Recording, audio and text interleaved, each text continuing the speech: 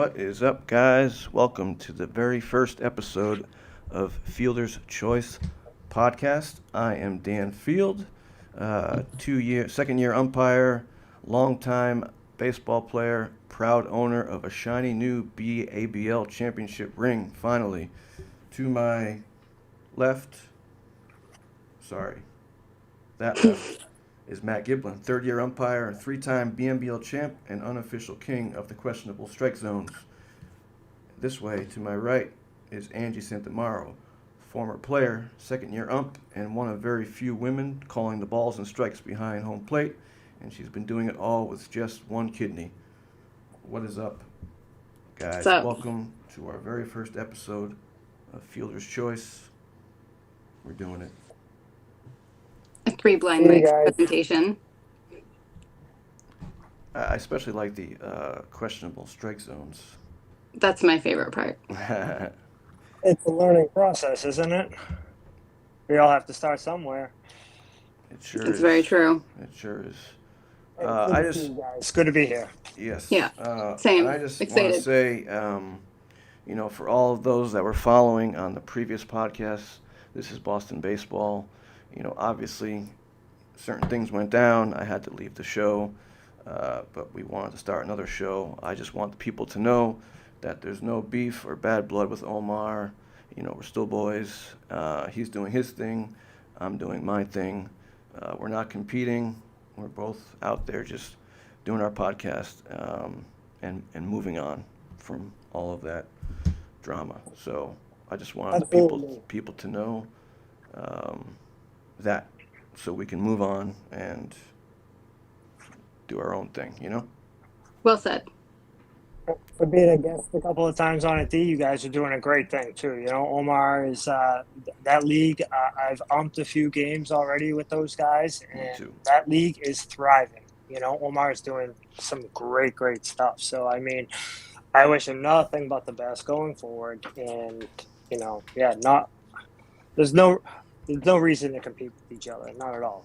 So Unless we're on the diamond, of course. Yeah, I told Rob Ferrand, his new host, that he's got big shoes to fill. Or he said he's got big shoes to fill, and I said, no, I'm just size 10, so I'm not that big.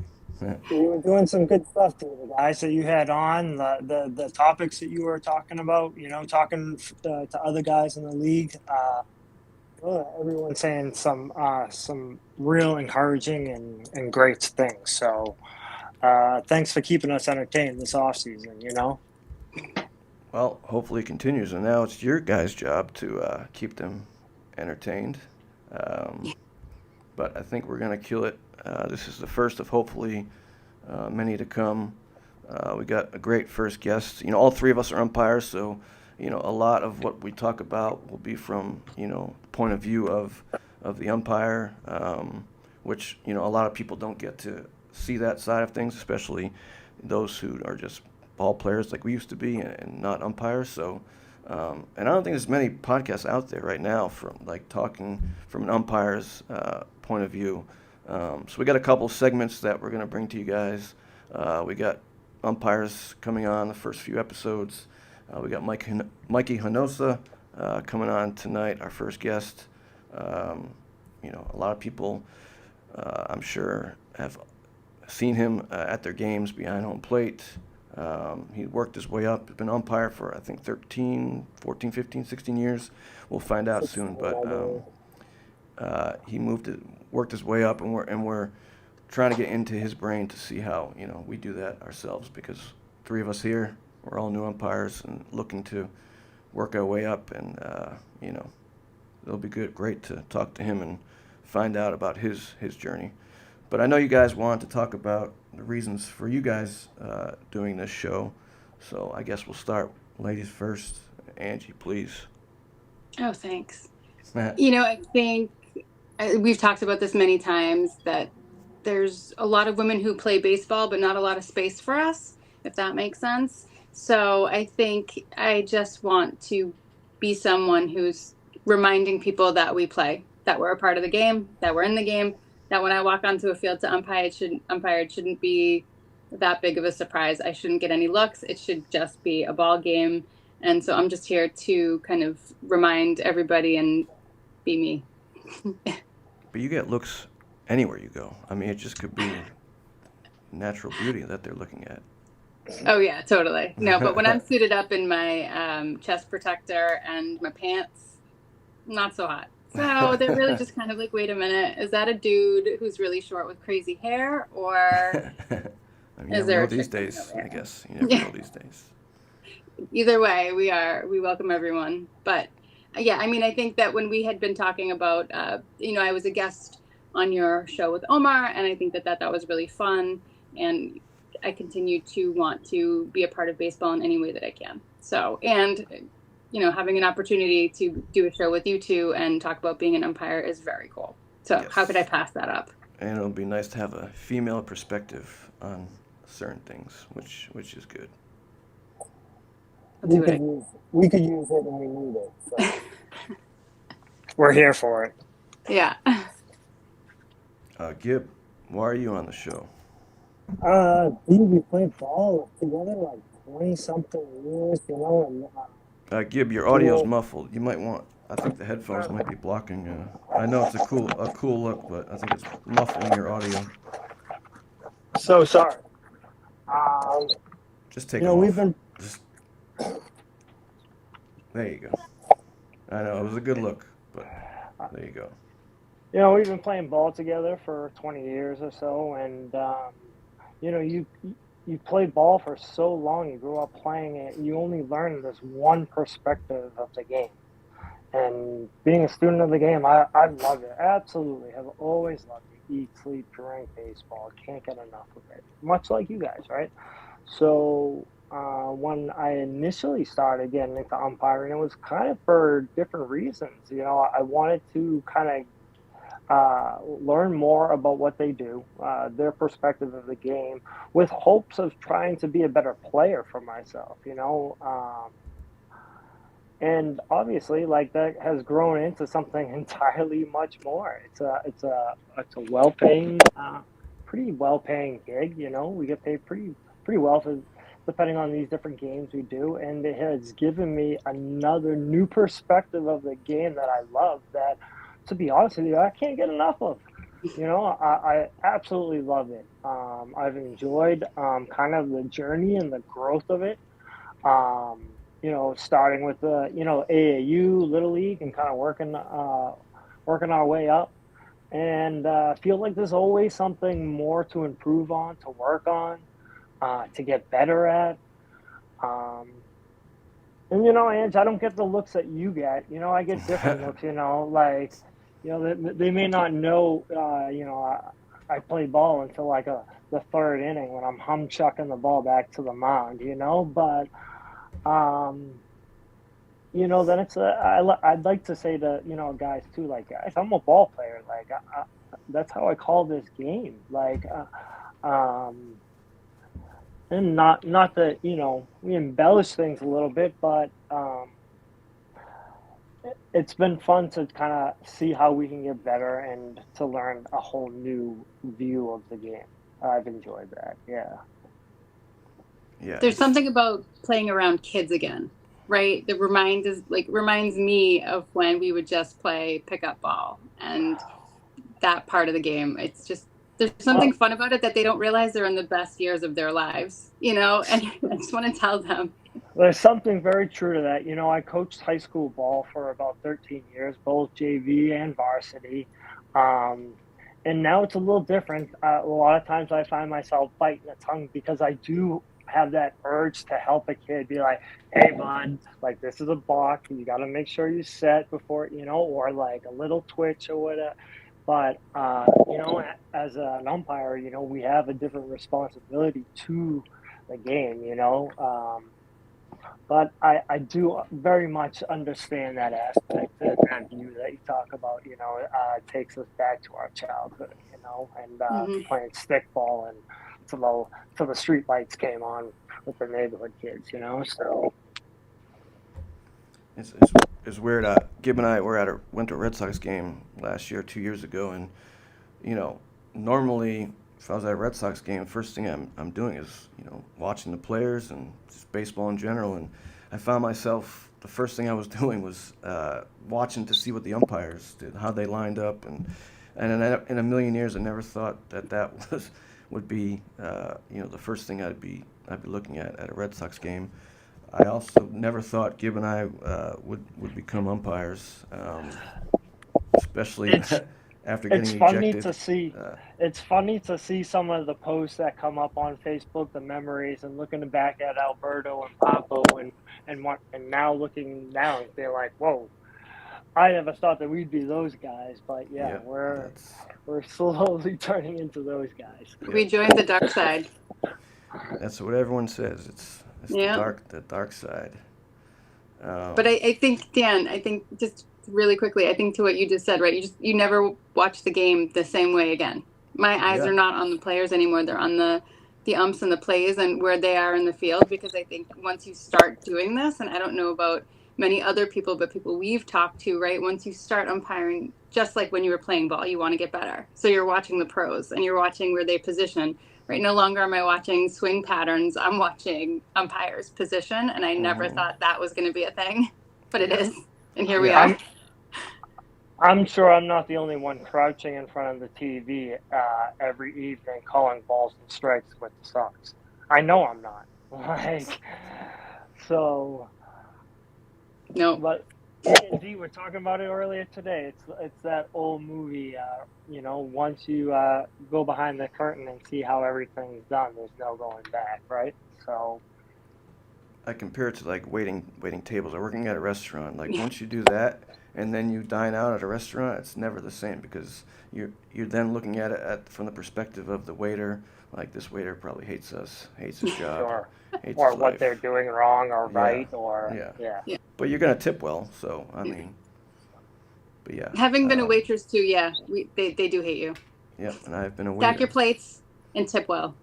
It's probably why we're able to ump. Actually, it's probably helped us in some way, like build up that courage or whatever. Because you do need like that armor, maybe. Yeah, you do need that as an umpire because you're gonna get yelled at. You can have coaches, players, fans. I even had dogs barking at me. I was like I guess even dogs hate umpires. That might have been more personal, Dan. Yeah, probably. But at least you didn't get pissed on. That's true, which did happen at the 100-inning game, right? Kevin O'Leary. Yeah. Yes. I mean, I guess it could be worse.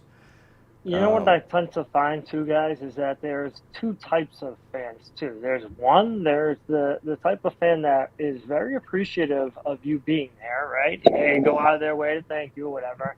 And then there's the other one that just hates your guts, right? Mm-hmm. And like my wife said to me when I first started taking this job, how many ball games did you go to, right, that you were excited that whoever the umpire was? 0. So you can't go into it thinking that you're going to be everybody's friend because you're not, So, well, I think that was kind of the mistake Alberto made. He tried being friends with everyone, and it just doesn't work because then he'll call a pitch, a foot outside on you for strike 3, and you went from being like best friends to like, come on, like what the hell? That wasn't even close. And it's just so weird to be on the other side now. But that's one of the reasons why I wanted to do it. I just feel like there was a lot of umpires that were just there for the money, didn't really care to be there, weren't enjoying the game. And I'm excited to hear, Mike's point of view. He's been doing it for a very long time. One of the most respected umpires in Boston. Should we bring him on? Yeah, we should. I think we should. All right, guys. Let's bring him on the show. Ladies and gentlemen, please welcome the one and only Mr. Mike Hinojosa. Am I saying that right, by the way? Is it Hinojosa? There's one more O in there. It would be Hinojosa. Hinojosa, yes. Hinojosa. Yeah. Yes. I should mention welcome. we're still teammates. You still play. We're still playing the Babel 45s. We won a championship last year together. But for congratulations, the most part, boys. yes, finally. But for the Well, most part, you've been an umpire. Well, thanks for having me. I'm really Thank excited to be here tonight. So, No, we Thanks for being appreciate here. Yeah, our, Good to our see you, very bud. first guest. Yep. And we need one of those No. like applause tracks when we have guests come on. I feel like that would just have kind of set the scene. Yeah, there we go. All right. all right. That boy, Dave. Good. Yeah. Omar stuff. wasn't a big fan of those. I Those had are the drum best. roll, I had drum roll ready to go. So I'm sorry. You didn't So, get the Mikey, I caught a entrance. little bit of a conversation earlier. You had a ball game today. Tell us about it. Not a whole lot to say. Just a relatively smooth game. It was 5-4, bases loaded, 1 out, bottom of the ninth, Ooh. top of the ninth. Behind the plate. Line drive to the shortstop, doubled off the guy at second to end the game. So yes, we were rolling along pretty good in about 2 hours and 20 minutes, and in a 5-3 game, top of the ninth, and a couple of walks, a couple of hits, runs scored. We got 5-4, bases loaded, 1 out, and then we get out of it, so to speak. All right, What so level was it today? Division 1. Okay. Yes. So that's I feel definitely like a thing with it's umpires, important. right? Like how quickly you can finish a game. I always hear umpires bragging, "Oh yeah, we finished in 2 hours flat or hour and 30 minutes." Like, Well, Mikey, is that I the would just Tommy say, Clues in us? well, no, I just say be careful of saying that. I say when we're cruising along in 2 hours and 20 minutes, that just means that we were having a good game, not that yeah, we trying to get out of there in 2 hours and 20 minutes. yeah. There's a big difference in baseball right now, just about how the game is played and how long it is being played for. I can assure you of this: nobody wants to be on the field for 3.5 hours, and we do it quite a bit. 9-inning games. I mean, sometimes you're pushing well over 3 hours. So, we could probably sit here and talk about it because I probably have a lot to say about how we can make the game a little bit quicker. But yeah, Mikey, now, to your point, I know exactly what you're saying too. But as I've learned, as a home plate umpire, you have a lot of control over that flow, that kind of movement of the game, and it's not just calling balls and strikes, right? It's making sure that pitcher is getting his 5 warm-up throws in between the innings, and making sure the ball gets thrown down when it is. And I've said to my wife many times, and this has nothing to do with calling the game one way or another, or by any means, by just calling it the way it is. A typical 7-inning game is about an hour and 50 minutes I can do, and I seem to have averaged that last year. I was quite proud of it. And it had nothing to do with, again, calling it one way or another. Does that philosophy kind of ring true? you in a 7-inning game, even at 210, 215, you have a job to do, and if you're third out of an inning, guys come running in, you're still working, meaning that you should have a routine, right? Your routine is you slide up either the first base side or the third base side, depending on which side, and yeah, I wouldn't say that you're hustling people out, but you're counting pitches for sure, right? After 4 pitches, you're telling that catcher, hey, this one's down, here we go. I see a lot at a lower level of guys who let 7, 8, 9 pitches go by, right? And if you're adding 30 seconds and to a minute extra between innings, well then 7 innings, 14 half innings, right? You've either added 7 to 14 minutes to your game, because you're not doing your job. So I think that's what I would say about that. Yes, even when the ball's not in play, you have something to do. You know what the hard part about some of this is all of our journeys are different. How we start off, the level we're at too, and a lot of times these things, they're not taught to us. Like as newer umpires, a lot of these things kind of learning on the fly. Well, you guys have it worse now, right? So, if you're working JV games or freshman games, due to the umpire shortage, you're working a lot of games by yourself.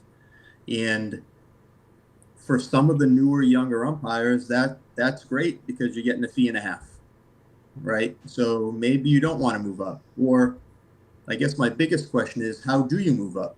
How do you improve? Because the next level that you're doing is, you're on a big diamond with one guy and you're not seeing big diamond two guys, right? So how do you move from like one to the other? How do you ask questions? We have meetings, every year. Most of those meetings are rules-based meetings and not how do you umpire. So, I'm sure you have a few questions in there, but yes, there's I don't try not to skip all over the place, but there certainly is a progress to how do you get better, right? And who you're asking and the questions you're asking and what you're listening to. So. Yeah, and yeah, like you said before we go there. So I wanted to start with because you're still a player. You obviously started out as a player, and then you transitioned into more of an umpire. So could you tell us kind of about your journey, starting with playing at inner city and BNBL, and how you went about becoming an umpire, or why you decided to become an umpire? Sure. Played a little college baseball. First couple of years at Bentley, last couple of years at Suffolk. Made a lot of great friends. Spent 10 years in the Intercity League. I think year one was with Andre, and then I had jumped over to Hollaback and Coughlin. Me and Brian are still pretty good friends. I still use his company for some purchases for work. They sold out to BSN Sports, but so me and Brian talk a little bit. We certainly talk about the old days because he was at Brandeis, so Bentley and Brandeis, we must have played, I don't know, 20 times a year when you could play that many times. So what's his last name? Sorry, Brian Coughlin. Brian Coughlin, gotcha. Yes. Ran the team, gotcha. And he ran Hollaback and Coughlin, so probably spent 5 years there, then jumped over to Powderhouse Club probably for the last 4 or 5 years. So love the ICL. Just I had 2 young kids at home by the time I was 30, and that was it. Job, life, probably gained 20 pounds. So Amen. couldn't do the things that I was doing when I was 18 to 22. Gib has 2 kids, and I think he's lost 20 pounds. It's not easy. That's one of the hardest things is finding, maybe a babysitter to come by and then being able to jet out for 2-3 hours without the wife, hating my guts every night, but it's definitely a thing, I don't know if my wife is listening or not, but I know for a fact that when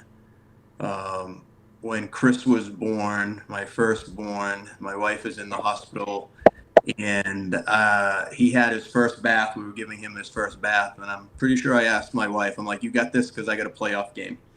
So out the hospital I went, and pretty And sure you're I still have. alive.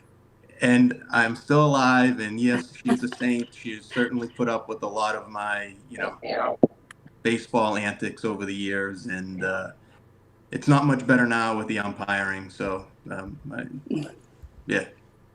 Yeah, I know. Mine's the same way. I think she's a little more glad these days that I'm at least bringing some money in rather than leaving Yes. and coming home with nothing, as I did for 40 years, when we were together. No doubt. So she has spent a lot of time on the baseball field. So, and baseball can be kind of boring sometimes as a spectator. Indeed. So. Your kids So- are graduated now, Mike? Yeah, they're all done. They're older. My daughters are now married in South Carolina, and yeah, Chris is still home with us, but you know, he's moving along. Congrats. Sounds good. Grandkids on Yeah. the way? Not that I know of. Yeah, not yet. Not yet. Well, I mean, it's easier than to, at least get out in the afternoons to, go ump too. You had, like I said, like these days I got to find a babysitter, before I'm able to, accept a game. It gets a little tricky every once in a while, so. No Sir. doubt, but I think that adds to the umpire shortage. There Yeah. used to be a lot of teachers who did, work or were officials, right? Whether they did basketball, baseball. We're short on officials across the board on every sport. But the lack of teachers that are now doing it, you really need a job that allows you to umpire, right? So there's a lot of teachers, salespeople. You have a 9-to-5 job, and umpiring is very, very difficult or limited. So, Very true. So what got you into umpiring? What made you decide that that's something you wanted to do after your playing days? Well, you're still playing a little bit, but yeah, well, I just, honestly, my kids were down the Little League field, and, every night they were racking up a $20 bill spot at the concession stand, and they wanted to be down there every night. And I'm like, well, if I have to be down here, and I'm not coaching, might as well umpire a little bit, just to pay the concession bill. So, yeah. Anyways, got back into it, and then realized that I, loved being on the Little League field and loved being, whatever the next level was. And that, I don't know if that leads into your next question, but that's kind of how it really started was, hey, I like this. What's next? High school. Okay. Tried high school. Loved that. So is that what you did? You started Little League and then just continued to kind of climb up? Were you just assigned bigger games and bigger games? Is that what happened for you? Well, I did Little League when I was in college, and probably maybe some Babe Ruth or something like that. In the summer months, starving college kid. But yes, that's exactly what I did. Started, with Little League, and used to probably beg Walter for games, and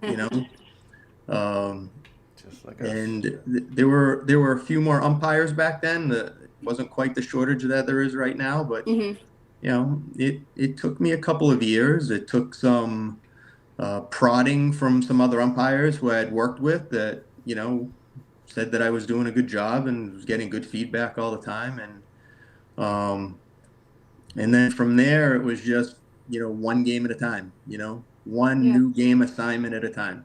I saw a new game, I hit accept. Right. And went and did it. Did it. Yeah. I would say a little bit of my secret of success is that I took every game as the most important game of that day. It was certainly my most important game, right? So it didn't matter what level it was. Yeah. Right. 100%. I was going to umpire and try to umpire the best I could. So. Absolutely. Yeah. So I feel like back then though there was more, people that were watching to see how well you were doing. And as new umpires, one of my frustrations is that we don't get that any type of feedback. So we have no idea if we're doing a good job other than our own opinions on how we're doing. You would be surprised at how many coaches actually call Walter or catch to say that you've done a good job or a bad job. But we never get that. But we never hear that. So. No. Well, do you know how you hear it? You hear it in your new game assignment. You hear it. Right. All of a sudden, you get a new game assignment. You get a varsity game in the Catholic Conference. Right. That you've never had before. That's how you know. You just, sometimes no one has to tell you. You just know that you just see your schedule improving. Yeah.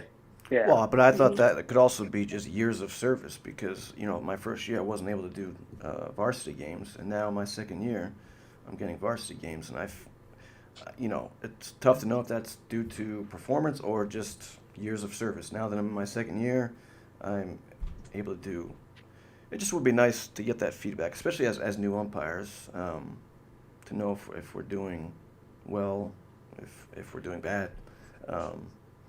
And I I know think Dan has a theory that Walter has people who tell him things, and then we don't get to hear back on well, it. I've heard he used to have spies. This was back before the shortage when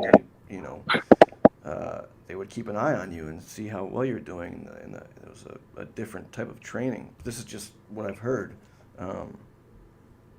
Well, the only thing that I could say to that is, Walter has called, Catch has called, hey, tell me what you think, right? So you become one of the trusted umpires and you are giving feedback, for some guys that they're asking for. So, Sure. But that's what I would say to that. Yeah, Richie Managian said when we started, second-year umpires never got varsity games. So in a way, like everyone's been saying, it's a good time to be an umpire because you can quickly move your way up because of the shortage. But yeah, and even when Gib and I were players, we tried instituting like an umpire, like feedback as a way to, We wanted to get it added to 400 hitter. We had some difficulty doing it. Yeah, but I mean that was my original reason to getting to umpiring. It was that we felt like the umpires we were getting were pretty lousy to say the least. So I was like, all right, well, I can't just say this and not do anything about it, which is why I started taking the classes and doing it all. I wanted to make almost like a umpire incentive in our league to hopefully get us better umpires. I don't know. I still see it, but I mean, that was my original reason. But And I know there are certain leagues that, like the Yawkey League, Intercity, they have like umpire of the year. I'm not sure how that all gets voted on, but there are certain leagues that do have different awards, which I guess is voted on by the players or coaches. I'm not sure. Yeah, I think our league could do more, D. I don't disagree with that. Yeah, I agree with that. Mikey, thoughts? I'm pretty sure that the board votes on, umpire of the year and in those various leagues. There's certainly a relationship that you end up building with a rapport with, coaches, managers, and they're the ones that are, providing the feedback. Again, as an example, I think I worked at Game 6 in the North Shore League finals.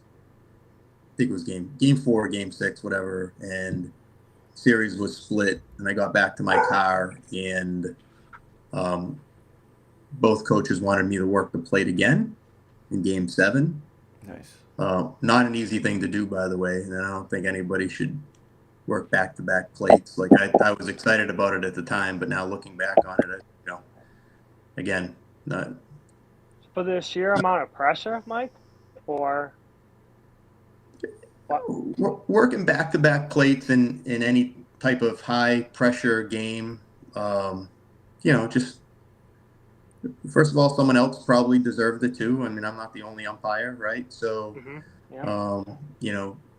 gobbling up big games, can be shared around a little bit. I mean, I know I'm working hard for those games, but there are quite a few other people who are doing the same. Sure. Well, I know Gib and I worked. We worked 5 games in one day. That big showcase they have every summer. Some of the best kids, 18-year-olds around the country.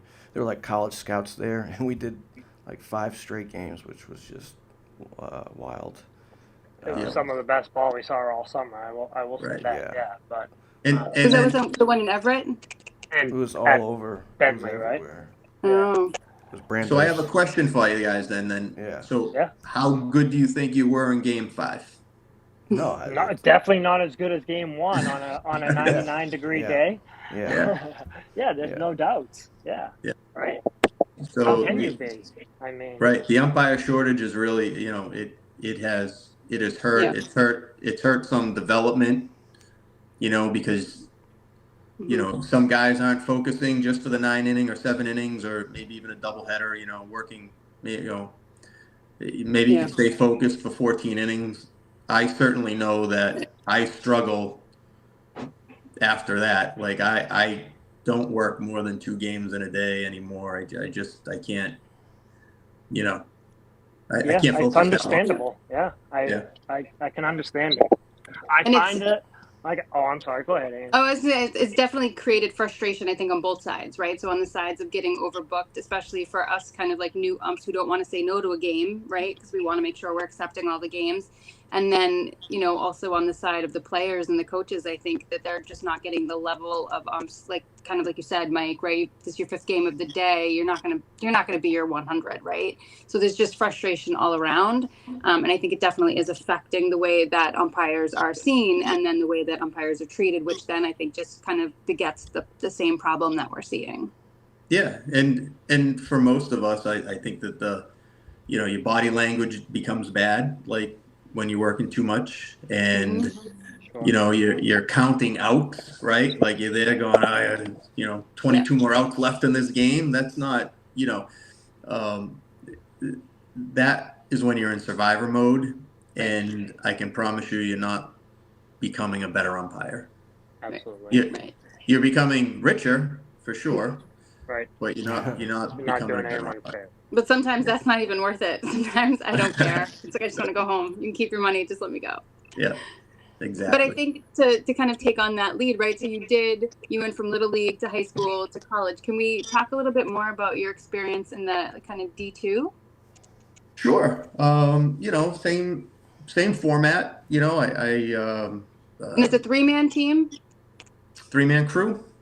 Yeah. I would say 90% of the games that I do now are all 3-man.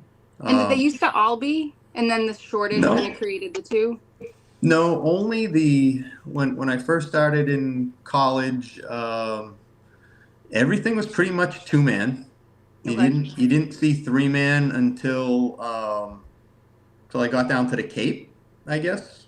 That's kind of, for the summer I saw more 3-man down the Cape, and then back in, I don't know, it might have been COVID that the NE10 finally went to 3 umpires. Maybe 2019, I think they went to 3 umpires permanently. So for the last 5 or 6 years, yeah. And a lot more leagues are doing that now. The NESCAC League is a Division 3, but they're also 3-man. The ECC and the CAC are also Division 2 on the East Coast in the New York, Connecticut, New Jersey area. And they're all 3-man now. So more and more 3-man games. Okay. I don't know. Did I answer your question, Ange? I'm sorry. Yeah. Yeah. But I mean, I think I have a lot more questions, right? Because I imagine the transition. It's got to be different on different levels, right? I mean, the guys and I talk all the time that I struggle with some of the younger games because the coaches will say, just open the zone, let them hit anything, and now all of a sudden the zone that I'm used to is gone, right? So it's actually harder for me to call balls and strikes because now I've opened up the zone and my natural zone is gone, right? But then you have the pressure of a D2 game, which is, I feel like, much better ball, and not all the crazy things happen in Little League, right? When they're all crashing into each other and I have no idea what happened and nobody else has any idea what happened, but I'm supposed to call it. But then, D2 or even higher than that, there's more pressure to call the game correctly because, and I think we're going to get into this later, that there's the technology that actually tells you how you're doing, which is also, I think, a little stressful. There is now a lot of technology that, kind of ties into umpire performance. It It's not at all schools, but it's certainly at enough that, relearning the strike zone. I will share my first TrackMan story that, I got off the field. I thought I had a wonderful game and didn't hear boo from either side. Was this that down in the Cape Cod League? Probably was a Cape game. It was a Cape game. And Go then Whitecaps. I got my TrackMan score back that night and shot 76%. Wow. And in this day and age, that is terrible. Yeah, it's But gotta now, be deflating. so and here I was, all smiles, thinking that I was wonderful and no issues, but that's certainly what the score said, and messed with me for a little while because I didn't, it took me a second to take that data and realize that lefty.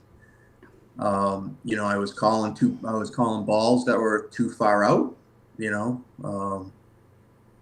to my left eye being dominant and a little bit easier for, righty to see pitches, to, turn the other way. So believe it or not, that's a real thing. So, we're always learning, as umpires on, how to get better and then, what is expected.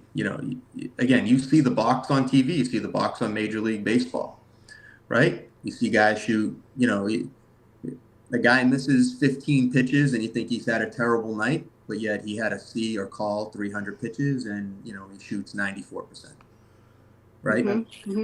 So that's pretty good, right? And I know everyone looks at it like 15 pitches, but, you miss a pitch by a half an inch or an inch, 94 miles an hour with movement, not an easy thing to do.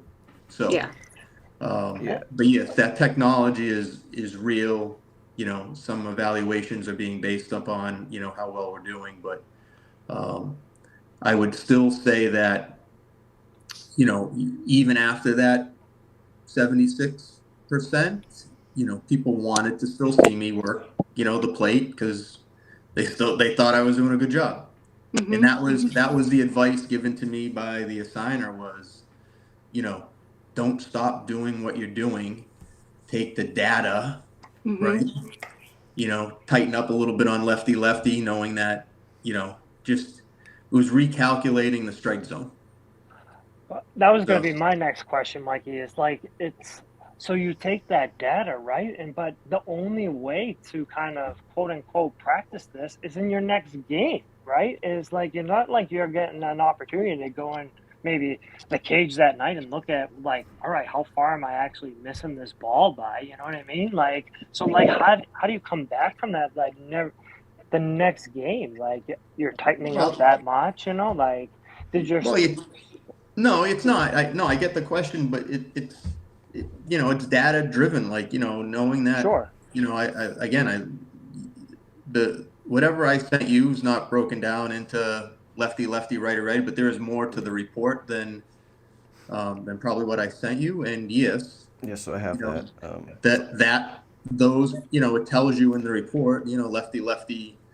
I missed 6 pitches on the outside corner. And I missed them by, a ball and a half, right? So mentally and by eye, I'm like, okay, that is not a strike.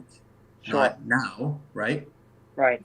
And again, it might be in high school. If I did a high school plate, that's probably a strike, believe it or not, and but not in college. And to Angie's point, very difficult to go from one level to the next level. And change things around and manipulate the strike zone, as I like to call it. And it's not an easy thing to, no matter what level that you're doing, it's not easy to manipulate. No, and Dan and I have talked about this. So Dan and I were both catchers. Mike, I don't know what position you played, but I thought, well, I'm going to get right back behind the dish. It's not going to be that hard. And I think that I realized I wasn't thinking in terms of somebody who wasn't playing, right? So, there were some initial mistakes that I made were because I wasn't looking where the play was going to be made. I was looking from the eyes of a player of what I thought the play should be, right? Like what I thought was going to happen, and then not kind of just watching what was going to happen. So I think my point is I think people think it's easier than it really is, even if you played. I agree with you, Ange, and I'm gonna tell you though that what you just said will serve you very well in your umpiring career. Mm-hmm. Being a former player and understanding that where is the ball going to go, right? Like the anticipation, like, you kind of get to spots where you're like, hey, they have no shot at this guy at home, but this ball is going to end up back at second base with the runner going to second. Mm-hmm. And you've cheated 2 or 3 steps and all of a sudden you look like you're in perfect position because you already knew. Mm-hmm. You knew, you looked over your shoulder. They're like, no shot at this guy, right? He goes in standing up. Catcher comes out in front of the plate, fires it to second, and you're standing there, right? Mm-hmm. Mm-hmm.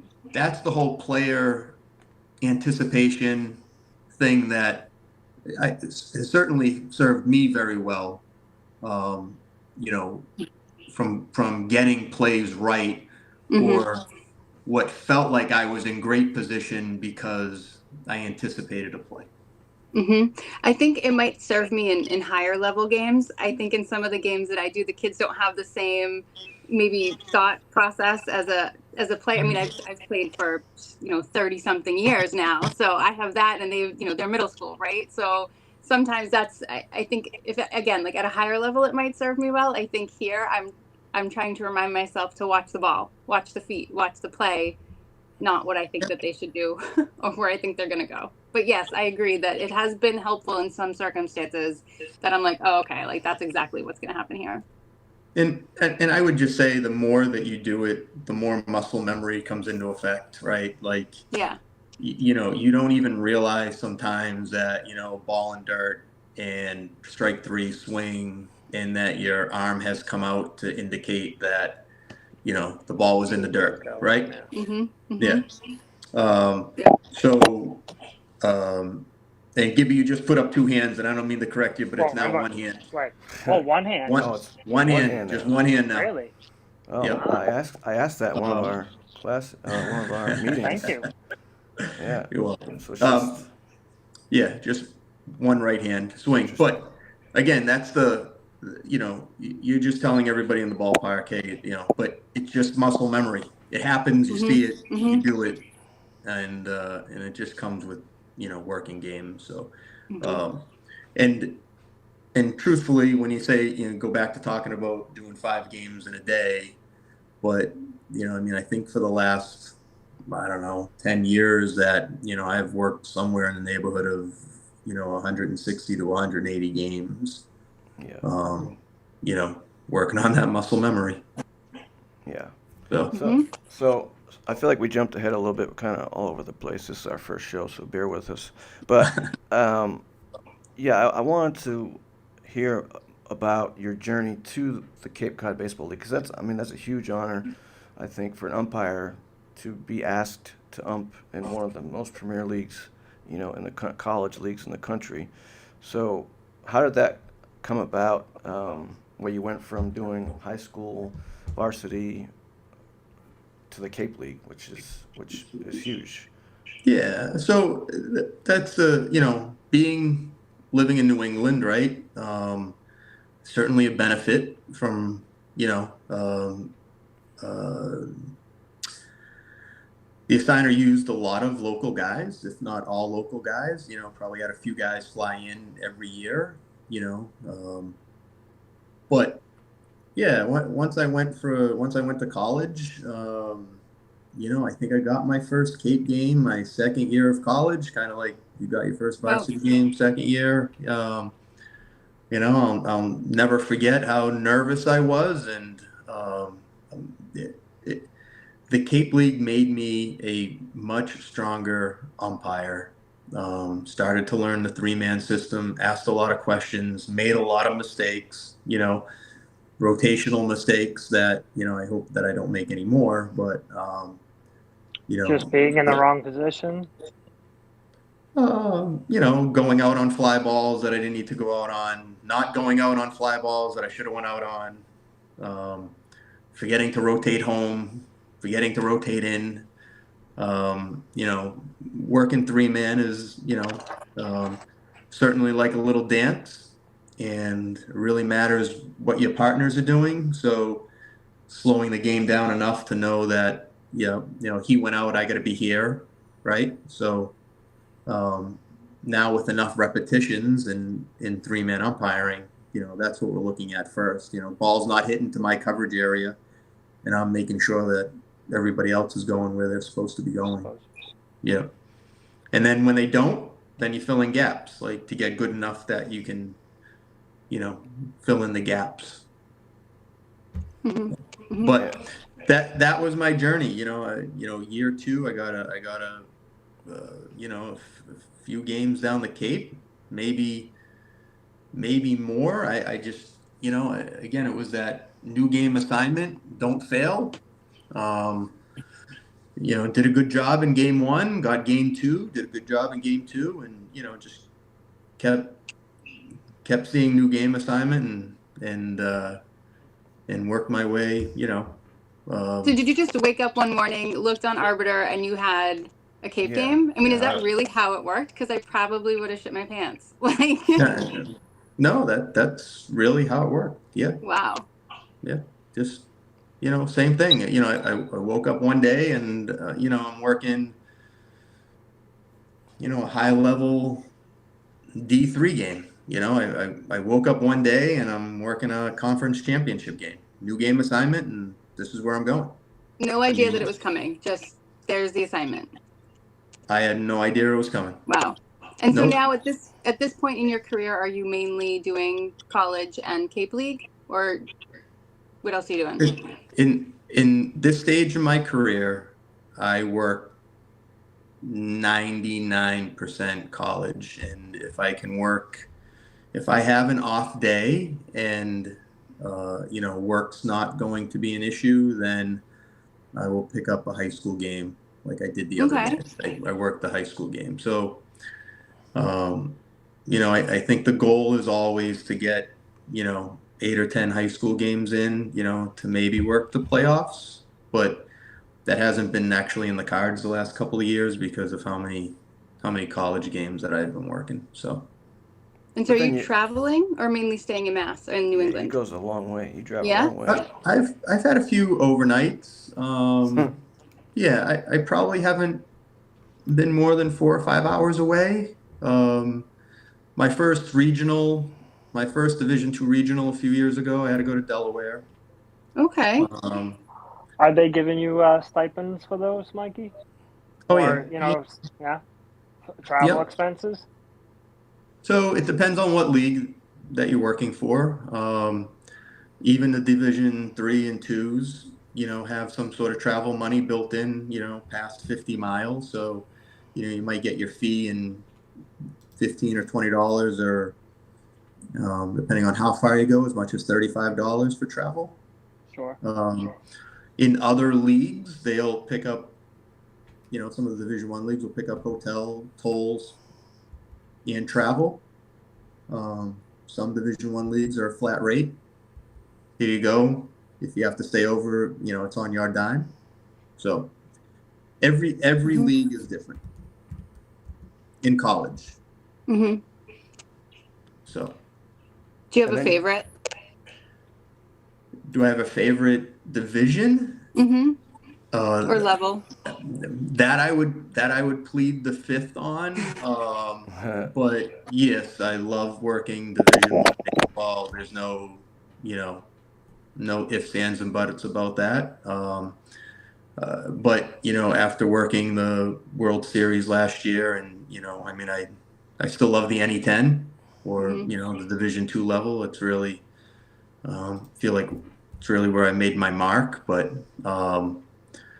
yes, there's nothing like walking on a Division I field and having a whole bunch of fans in the stands, and I think that's what I love most about the Cape. You walk down and you walk into Chatham on a Friday night and you're working in front of 3,000 people. So the the atmosphere is electric down there, and I spent my summers in Brewster chasing around the Whitecaps. So yeah, I used every there game. you go. Yep. Yep. So I mean, that's what I love most about it. I love, I love that big game feel, and that's what I work towards now. And what's the next big game? Like how do I get to the next big one? And you talked about early on how, a couple of your first few games, you had 76% accuracy, and you shared, one of your report cards after one of your games down the Cape, and clearly you've improved since then. I wanted to share it and hope that you could break it down for us. Now, this was a game, I think, from 2024 last year, Falmouth versus Yarmouth Dennis. I was hoping you could break this down for us. And we were talking about how we would love to have this at the high school level. Again, just feedback for us to see how well we're doing as far as our zone. So I think it's I would love to get this. I know it's mostly at the higher levels, but So I think this is just one of those games that I asked for my report. I think my raw score was 93%. Having a tough time seeing my screen right now. Need my glasses on, but 93. Yeah. But I think the raw score was 93. I think the adjusted score was 94, 95%. Unfortunately, the technology is standard. So, when you see a missed pitch, I care more about when a pitch is well inside the box, whether it's a ball or a strike, that I missed. Some of those pitches that are on the top or bottom could really mean that, I could have had a 6-6 hitter up. I could have had an Aaron Judge, who obviously played down the Cape, or, I could have had a 5-6 guy, right? But in TrackMan, that box never changes. Like up and down never changes. It's set strictly to a 6'1" batter. So, you kind of have to, the ones with the top or bottom, those you take with a little bit of grain of salt. But the pitches, there's a red dot that's up in the right-hand corner. That's a missed pitch. And now the graph would make it look like you missed it by a foot, but this is like mere inches. That So, right. But that's right. That's a strike on a 6'4" guy or a 5'4" guy. Right. Like whether it's going to be the top or somewhere else. So, that's just a missed pitch. So those you don't want to miss, right? Clearly in the zone. So, that's all. It's just it gives you a plot chart of balls and strikes, called balls and strikes. There's some human error to it. It's not always accurate. There's, we've seen some pitches where, 2-3 balls out that we've called a strike. We know we have to go back and look at it on video and realize that someone swung at that pitch. But whoever was keeping TrackMan that day put it down as a called strike, not a swinging strike. That was so Scott Muddler, these scores are only on called pitches, not Right. Yeah.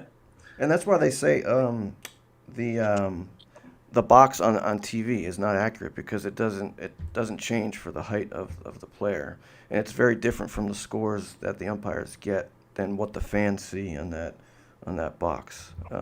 That Major League Umpire, they do have the technology to change the box now. So, okay. Don't the players they have to get their heights written down before the season? I heard they have to get their what? Their heights, at least recorded, I guess, these days, with the ABS system. I'm pretty sure they do. I don't know. I couldn't answer any of those questions. I don't know a whole lot about it, but I just know how it's affecting me, but I do know what people see on the TV, and you know, and you guys know that in real life how difficult that is to, you know, see that pitch, whether it's 1 inch off the corner or did it touch some of the plate. You know, again, ball with movement. You know, this is a very, very difficult thing, whether you played, didn't play. You know, when you talk about umpire perspective, you know, it's not easy. It's not an easy thing to do. So, and I did want to make sure that I said kudos to you guys, because, you know, we're in desperate need of umpires, and I love that you guys are doing this, and that, you know, jumped over to the dark side, and that you've put on a podcast for people who want to, you know, talk about umpiring, and that I couldn't think of a better way to promote umpiring than doing something like this, and kudos to you guys. Thank you. Yeah, thank you for being our first guest. Seriously, we couldn't get a better guest to talk with us about this stuff, Mikey. You're respected by so many guys, and we asked your story. We want to hear your journey because we want to follow it. I want to follow it. I want to go there. I know Danny wants to go there. I know plenty of others that would love to do what you're doing. And I mean, like, it's great. I'm certainly glad we have a role model like yourself, you know. So thank you, buddy.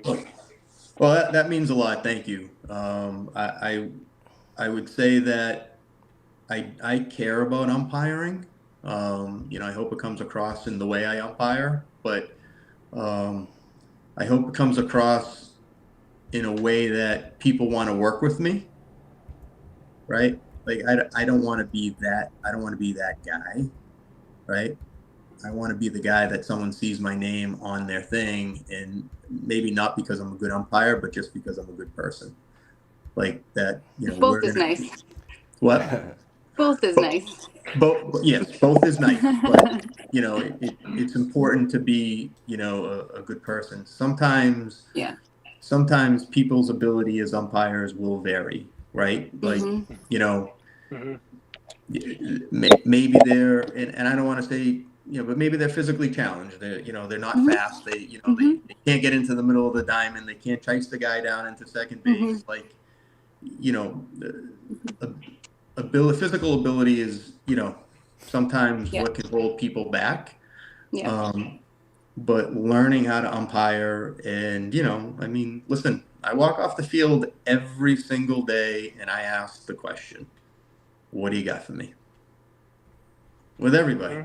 You know, and it doesn't, you know, even some of the people who I work with who, you know, who are specifically want my feedback to them, but, you know, I still ask the question, you know, like, what do you have for me? Like, you know, did I do something that you think was wrong or whatever? Or, you know, do you think I missed that play at first base? I mean, you know, we all have whackers, right? Did we get it right? Did we get it wrong? You know, I mean, we can't all go to review, right? Right. So, you know, again, I just want to be the guy who people can talk to, ask questions to, and talk about umpiring. And I would say that, and I don't know if this is a question or not, but, you know, that's what you guys should be striving to do. Like, who you work with, right? Like, if you see my name on your schedule, then it's like, hey, tonight, these are the 7 questions that I have that I just haven't been able to get answered correctly. Right. And you have to find those guys. And I found them. I searched them out, you know. My umpire fairy godfather is going to be our third guest, Carl Rodriguez, who speaks very highly of you. I think I must have texted him after every game, just running through plays, running through everything that I thought I messed up on, what I could have done better, rules that I didn't understand. And he was just right back at me, like answering right away. And I still, you know, I'm my second year, so I'm still continually texting him constantly. 100%. You have to find those people in your lives, right? Like, Yeah. And I would say you have to also find the people that you're working with, like, and that's the most difficult thing is, finding guys who are above you, right? Mm-hmm. In theory, above you, who have worked bigger games. And those are the guys that and girls that you're picking their brains from, like. Guys, they're all guys. Yeah, but hopefully you're the one giving advice in a couple of years, right? I hope so. People can rely on you. I not to name drop, but Joe Peters is still, I text him after a game where I have a play and just say, hey, can you go to the 6th inning of whatever game? I might have had catcher interference. I might have had this. I might have had that. Whatever the scenario is. Mm-hmm. And he cuts out a little clip, and we sit there, we talk about it, we dissect it. I joke with him that I'm the reason that he retired because he has to put so much work into the amount of clips that I give him. But they're just the trusted people that you have that have never steered me wrong or have ever given me, bad advice. And I think that's a good point. That's a really good point. Surrounding yourself with like-minded umpires, I think, right? Like these two clowns over here and, Carl, like I trust them and I trust that I can go to them with plays and I can say, this is what happened. Walk me through, what did I do wrong? Or I made a really bad call and I feel like shit. And they can pick me up and be like, we've all done it, but then continuously working on it, every game, having something to work on. Angie, I would say the best piece of advice that I can give people is the truth, right? You can't always walk back to the car together and say, hey, how did I do? And say, great. Mm-hmm. You were great. Right. You were great. Right. Okay. Because I'm telling you, I'm here to tell you, there's not a single game where you can actually say that. There's something. So how do you deal with it? How do you deal with mistakes that you make? What do you do? First of all, I typically will know them. We walked into the locker room today, and we're like, hey, we may have missed a rotation on a fly ball, down here. Like we talked about that. He talked about why he stayed or didn't go, and then I talked about I went out on a ball that was probably a clear gap shot today. And I still went out, and my partner didn't hear me go out. So we had a runner going into second base and really nobody there because the guy in the middle took the guy to third base because that's where he anticipated the play being. Mm-hmm. So again, there's never a game that goes by but you have to talk about it. Like you have to. You can't just say, we were great today. And again, it's what will separate you is all of the small stuff, right? If you're leaving a ball field every day and people are saying, hey, nice job, coach is saying, hey, really good job today. Zone was great today. What's the separator after that? Like what else, right? Mm-hmm. What's next? You don't get yourself caught into a situation where, that you miss a play at second base because, you've missed some sort of rotation or, you were looking somewhere else or whatever. There's just always stuff to work on every day at every level, and again, I don't shoot 100%, never shot 100%. So, until I shoot 100%, like I'm working on stuff, right? Did you see the ump that recently 100% on his scorecard? Mm-hmm. Yeah. Wild. Pretty impressive.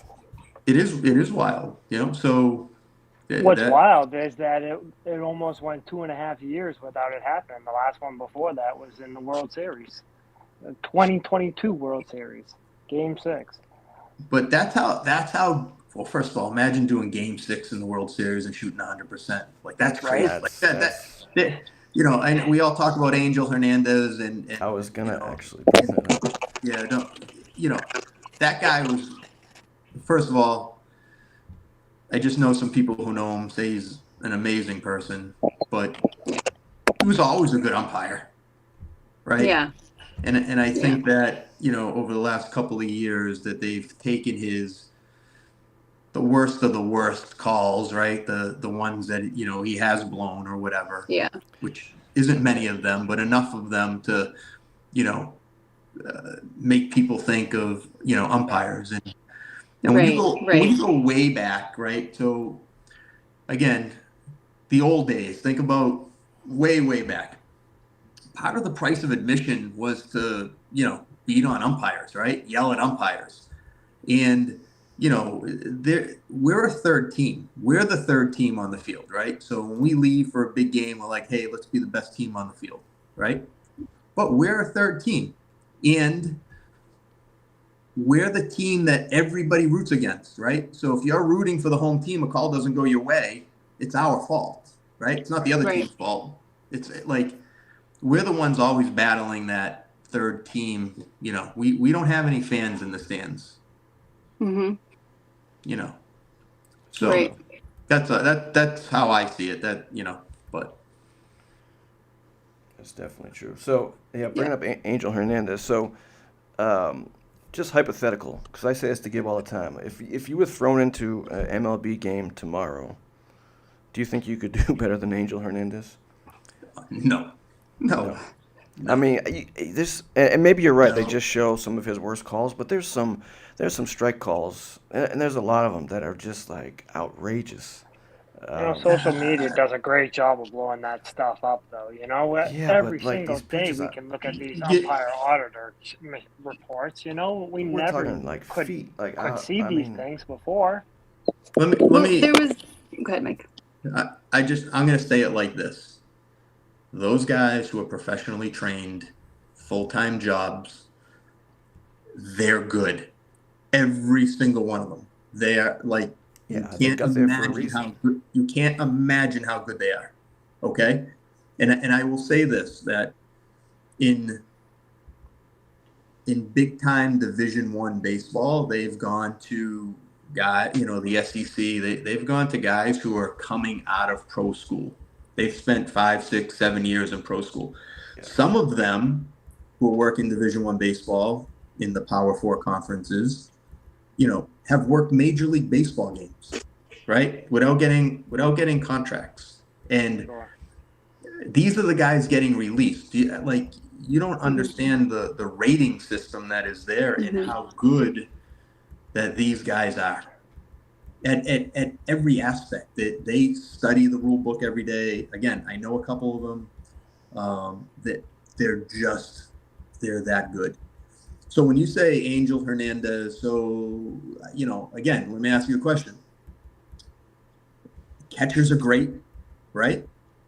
They're taught to move balls back into the zone. Yeah. Okay.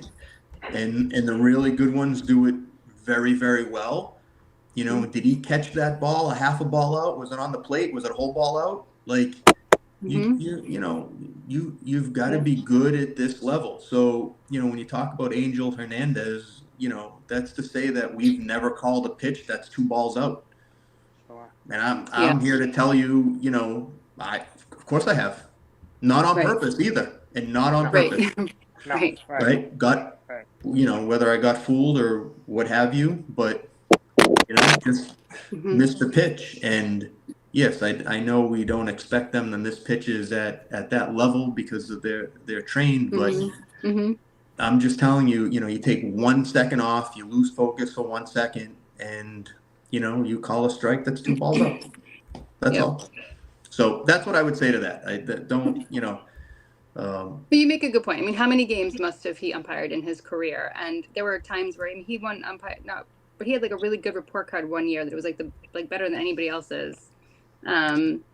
But right, how many games has he done? How long has he done it? And we're just kind of focusing on these past 2 years of, a social media montage of all of his mistakes. So I think that's a really good point.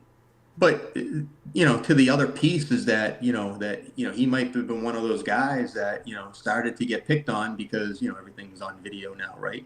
Right. So right. imagine going out to work every game and knowing that every single call, there could be something, right? There could the pressure of getting every call right, probably was a lot, right? Mm-hmm. So, it's a lot right now. Like I don't know, for me, it's just trying to get them all right. So oh yeah, I mean, I think even at our levels, it's a lot. Like there's definitely been games where I'm like, and I'm done.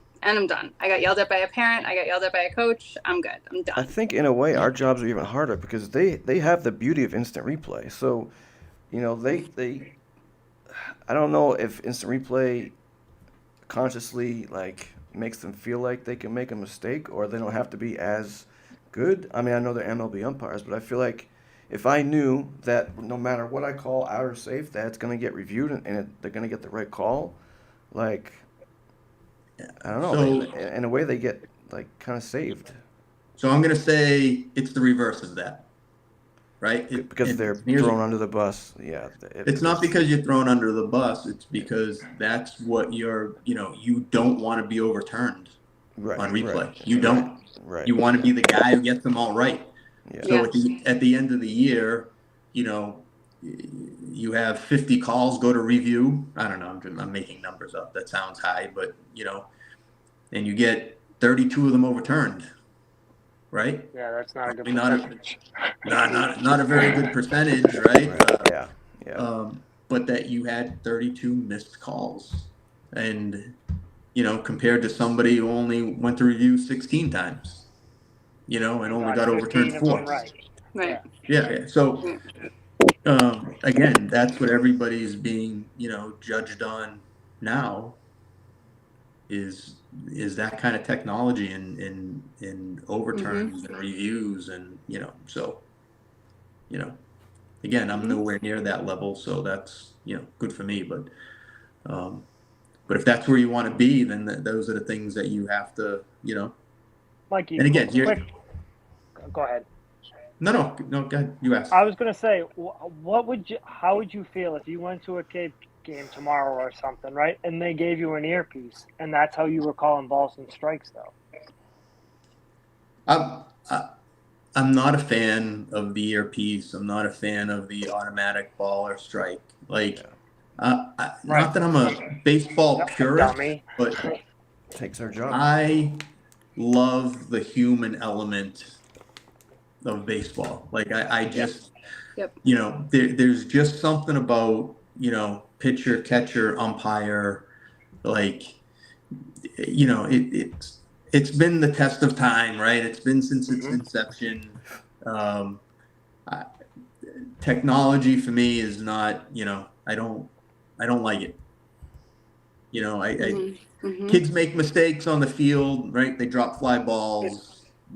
We miss a call at first base over a 9-inning game.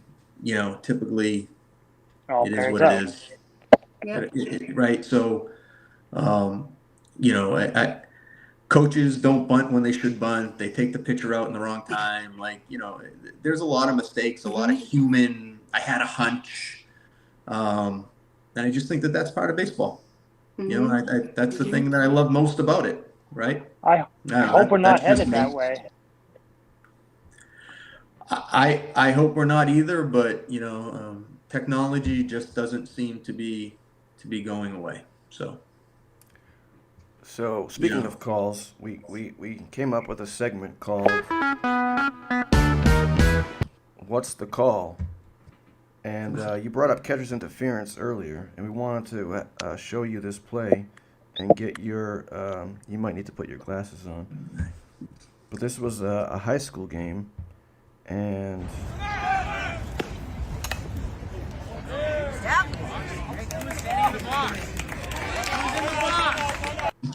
So they called interference. I can play it again. To me, it looks like... Play it one more time. Yep.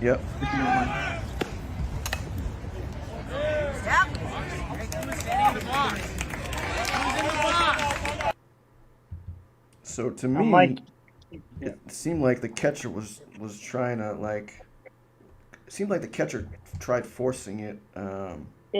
instigates the contact. Yes, that was my thought. I'm sorry, I'm trying to get you guys back on. I don't know what's going on. So while you're getting us back on, I can kind of give you my I don't know what's happened. my take on this. Can you hear me? Yep, Yeah, yep. yeah, Oh, good. We're good. Yep. We're back. Camera angle isn't great, but that batter certainly was in the middle of the batter's box based upon where his feet was at the start of the pitch. Never leaned forward. Matter of fact, stood straight up after the pitch was done with his bat there. I have absolutely nothing there. Yeah. Ball. Now, just for the people that don't umpire, so is the batter's box the safe zone for batters?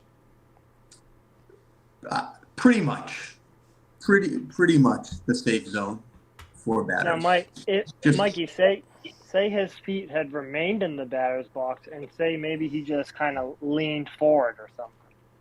Then I've got interference. The feet don't necessarily matter, right? Just So like if- you're going to give him that lane between white line to white line, right? Mhm. So he shouldn't be in there.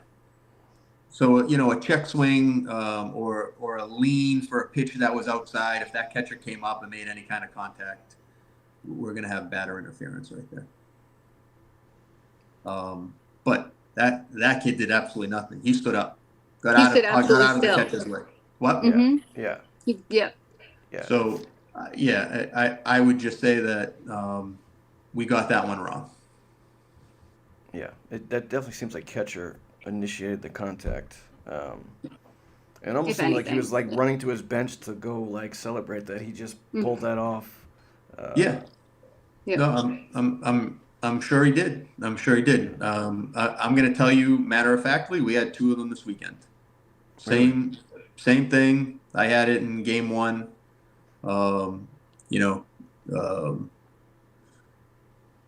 Catcher came up, kid just stood there, no lean, no nothing, and he just with his left shoulder just brushed contact with him.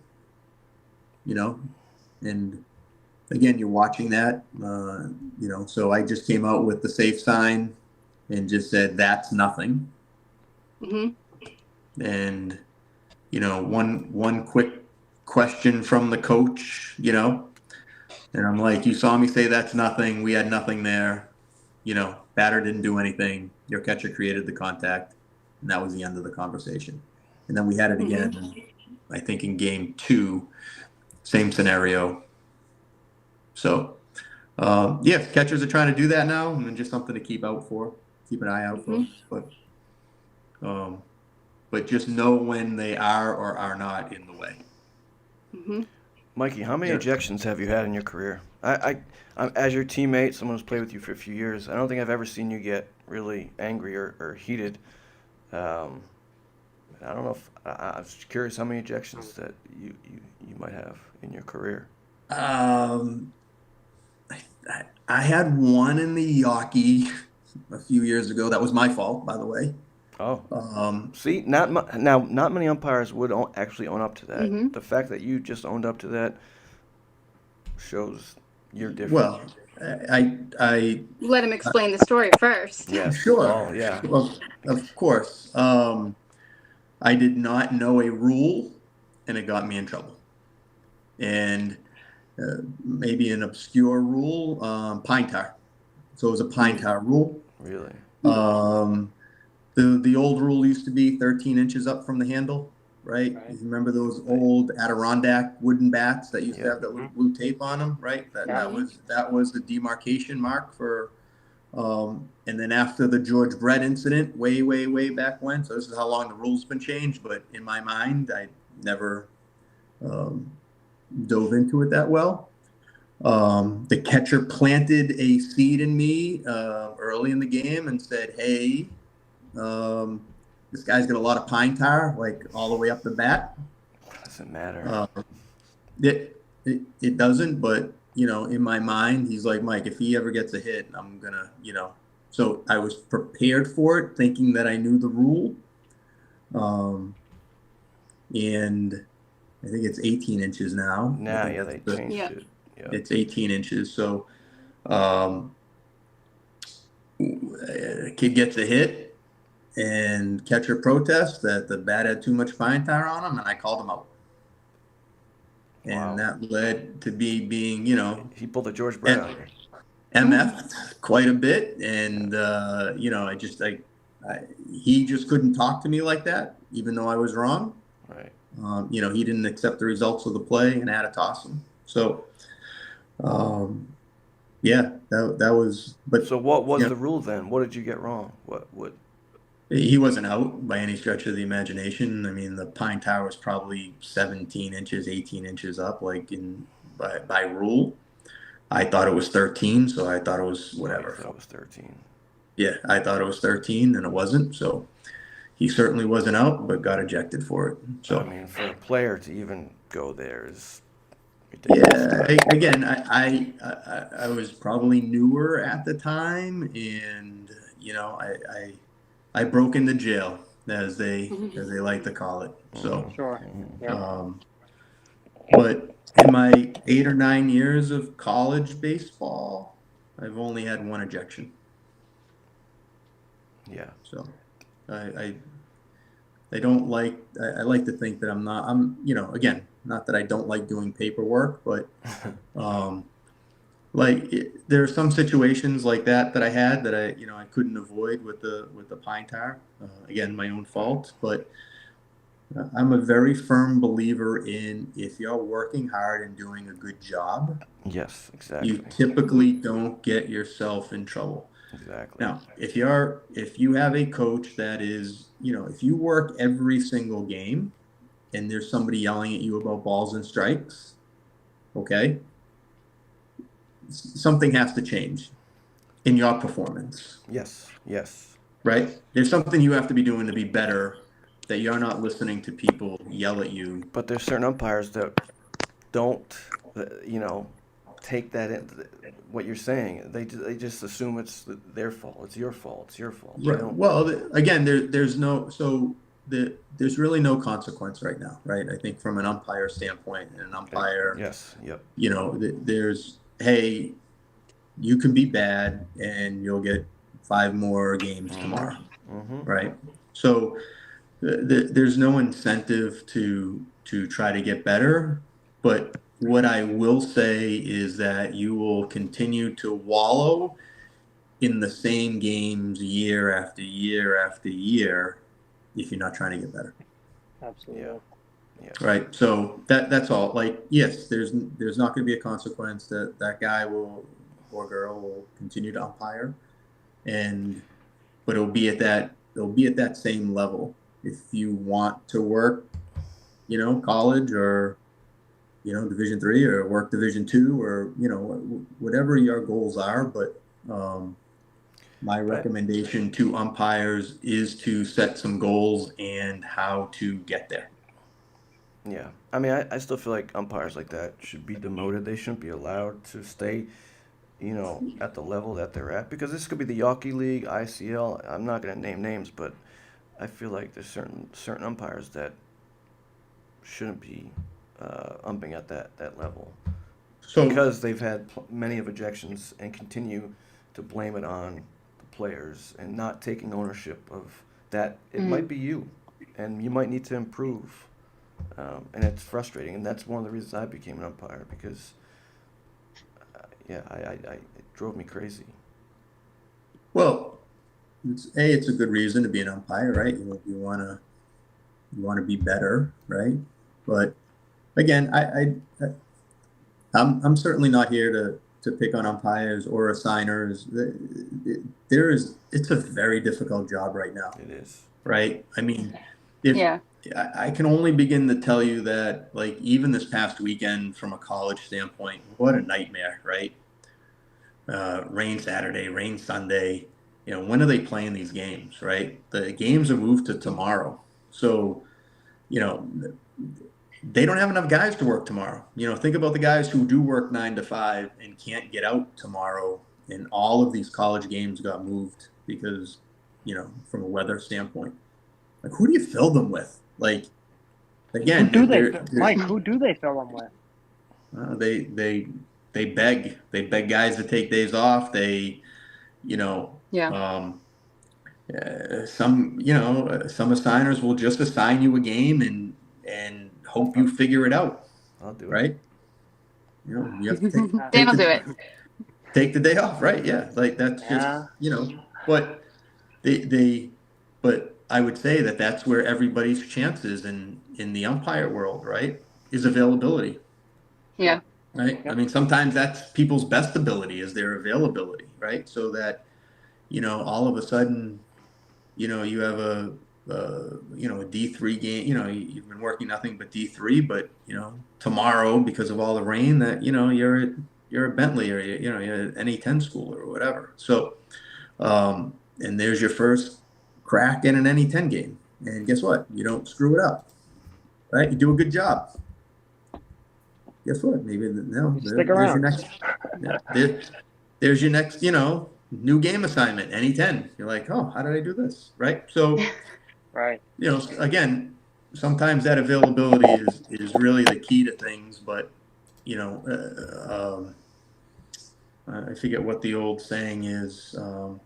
Be ready for your opportunity. You never know when it's coming. Correct.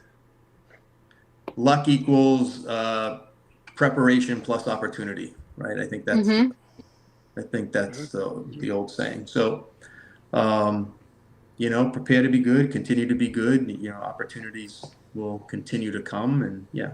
So, speaking of opportunities, I think it was last year, maybe 2 years ago, you got the chance to ump in the Cape Cod Baseball League All-Star Game, which I imagine was a pretty nice honor, and they mic'd you up for the game, and I just want to show this clip. Real quick. Take a look.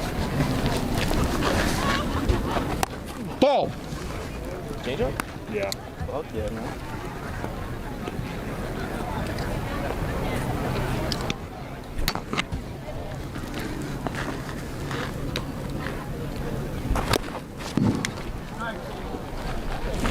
Always fires it back up. I thought it was there, Brian. Yeah. Yeah.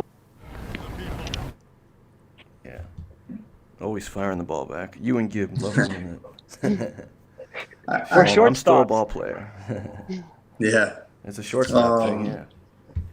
I've had the opportunity to work a few all-star games now, one on the plate. Again, working in that night, had to be 5,000 people there, maybe more. Great. It just, that's what I live to do. Like, that's the, I enjoyed that moment tremendously. That's really all I can say about it. It was an honor to be, selected that year. Later that year, I won the Umpire of the Year. 2023 was a great year. And then obviously, so how'd you find out about winning that? I wanted to ask you about that. How is that voted upon? And and just for you. Thank you. Yeah. No, I mean that's quite an honor. So how did you find out, and how is that voted on? I think it's managers and general managers. There's some sort of committee that I do know the managers of the teams have a vote, and pretty much the GMs have the team. So, I was working a playoff game down there, and they said they had an announcement before the game. Nobody told me, and that's awesome. And I saw my assigner down there, and I'm like, "What are you doing down here? I thought you were, in New York or something." And he's like, "No, I'm here to see you." And 2 seconds later, they're announcing my name with the plaque. It was a pretty cool moment. Pretty cool moment in my life. How awesome! Yeah, it is. Congrats, bud. Yeah, congrats. What a big honor. No, it was good. It meant a lot. So. Mikey, I mean, just from talking to you for the last hour, I mean, it's no wonder. I mean, your work ethic is it seems to be superior to none. I mean, your knowledge of the game, your personality. You're one of the best guys. You share all these stories, and your advice on how we can grow, how the community can grow. I know you got a place on our board. I couldn't think of a better person, man. You're a great person and kind of strive to be like, to set a high bar that, is achievable, if you want it, Thanks for sharing some of your stories on how we can get there too.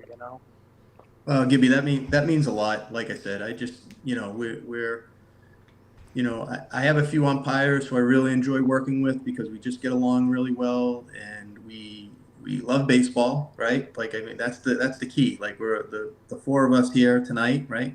Because we love baseball. Yep. Umpiring is a way to contribute to that.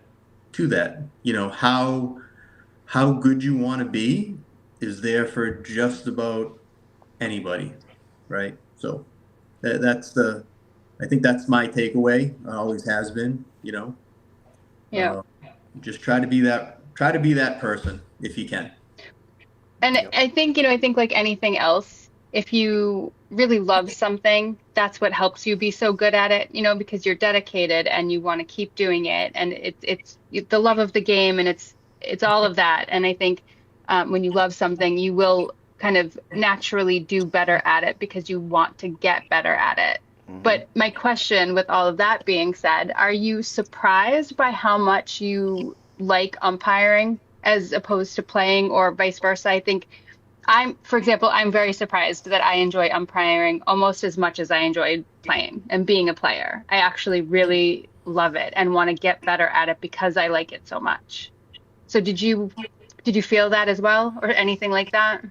A long time ago, I probably felt the opposite. Probably like Annie and Gibby, that I just loved playing. Right, like playing was everything, and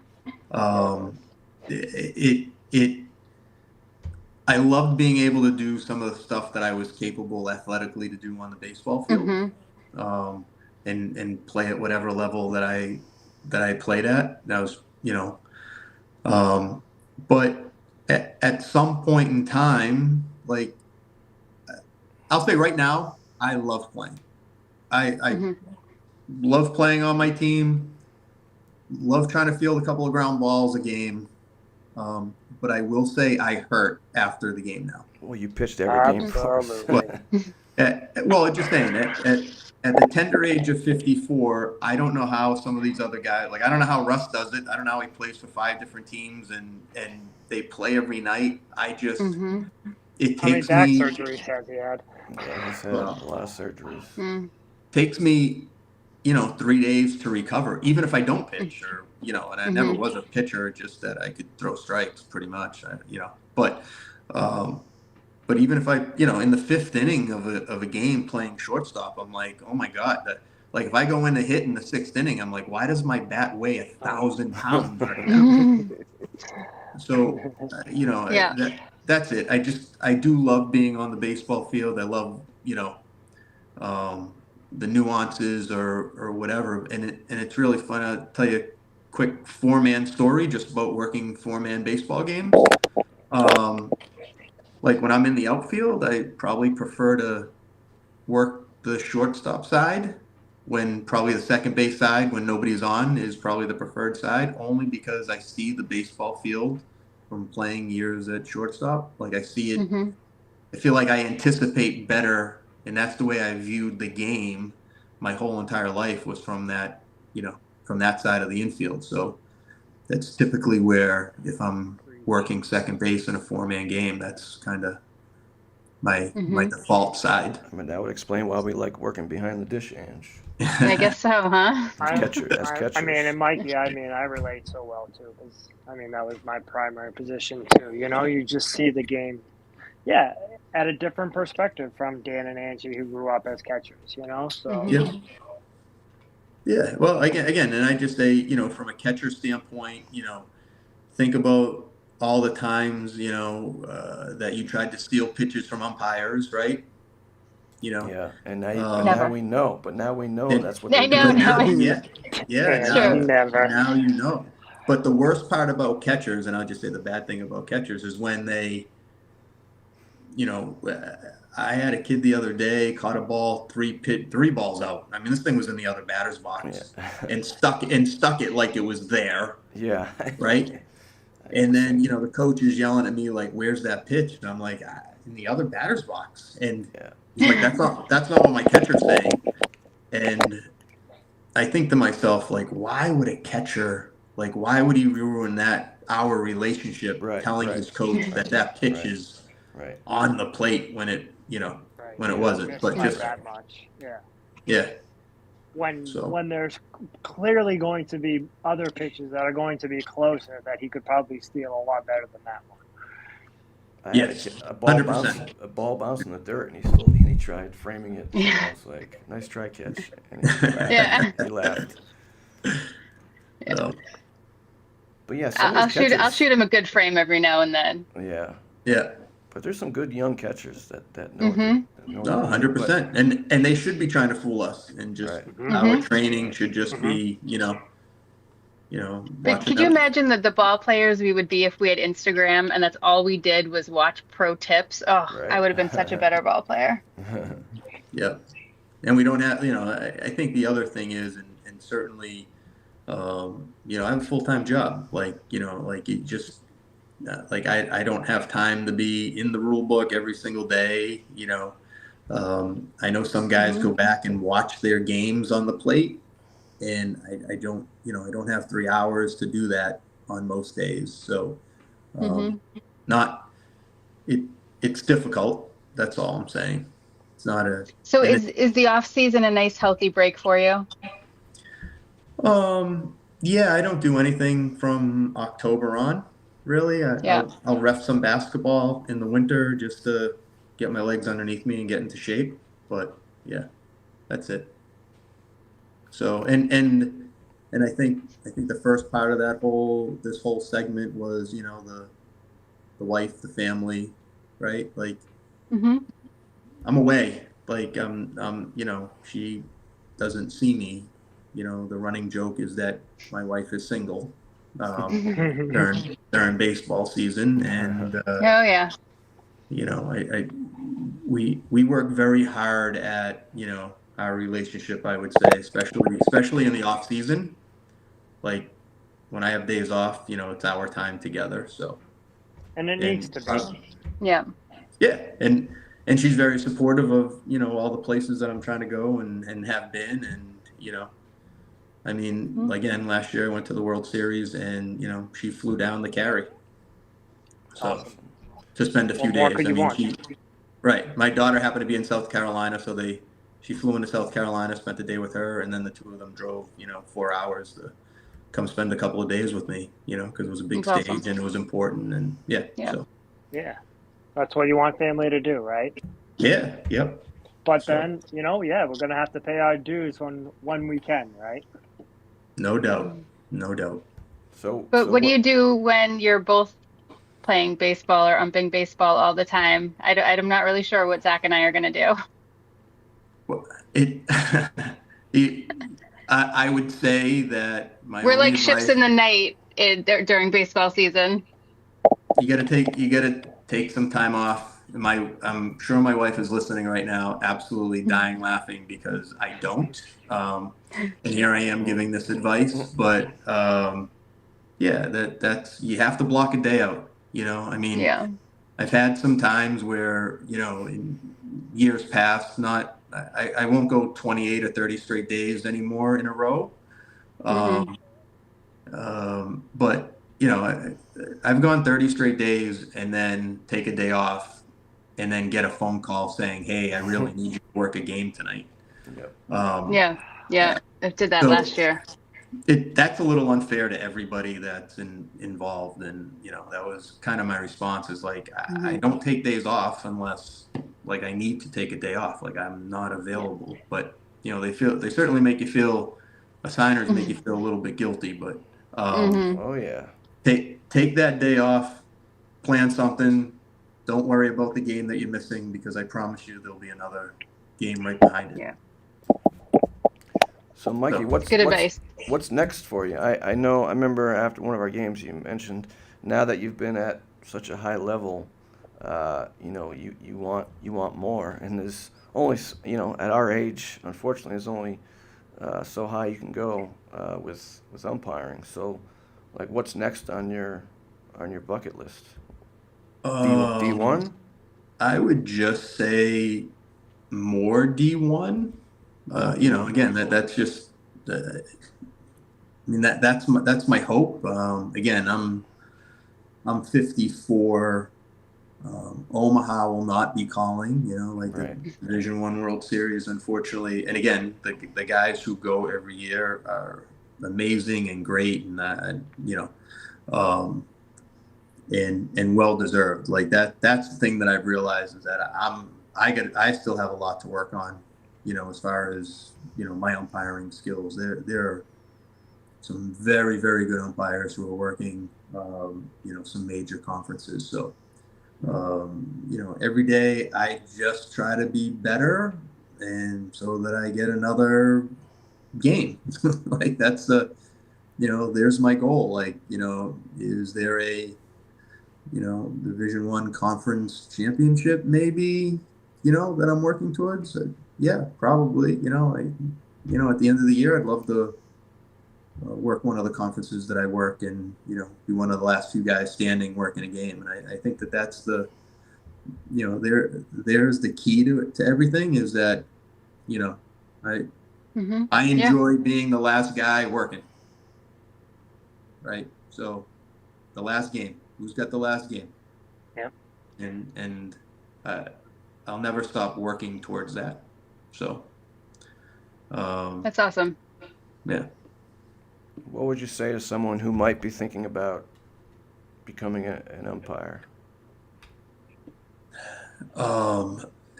We're in desperate need of them. It's not as bad as people think about being yelled at.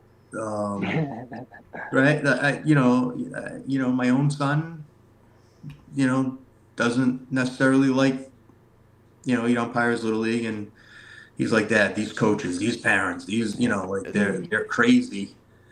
And It's true. It's not even the players anymore. It is. He's right. It's the parents. 100% that, you call a strike on a 9-year-old kid, and the parent is like, there goes his Division I scholarship. Yeah. Right. From the outfield.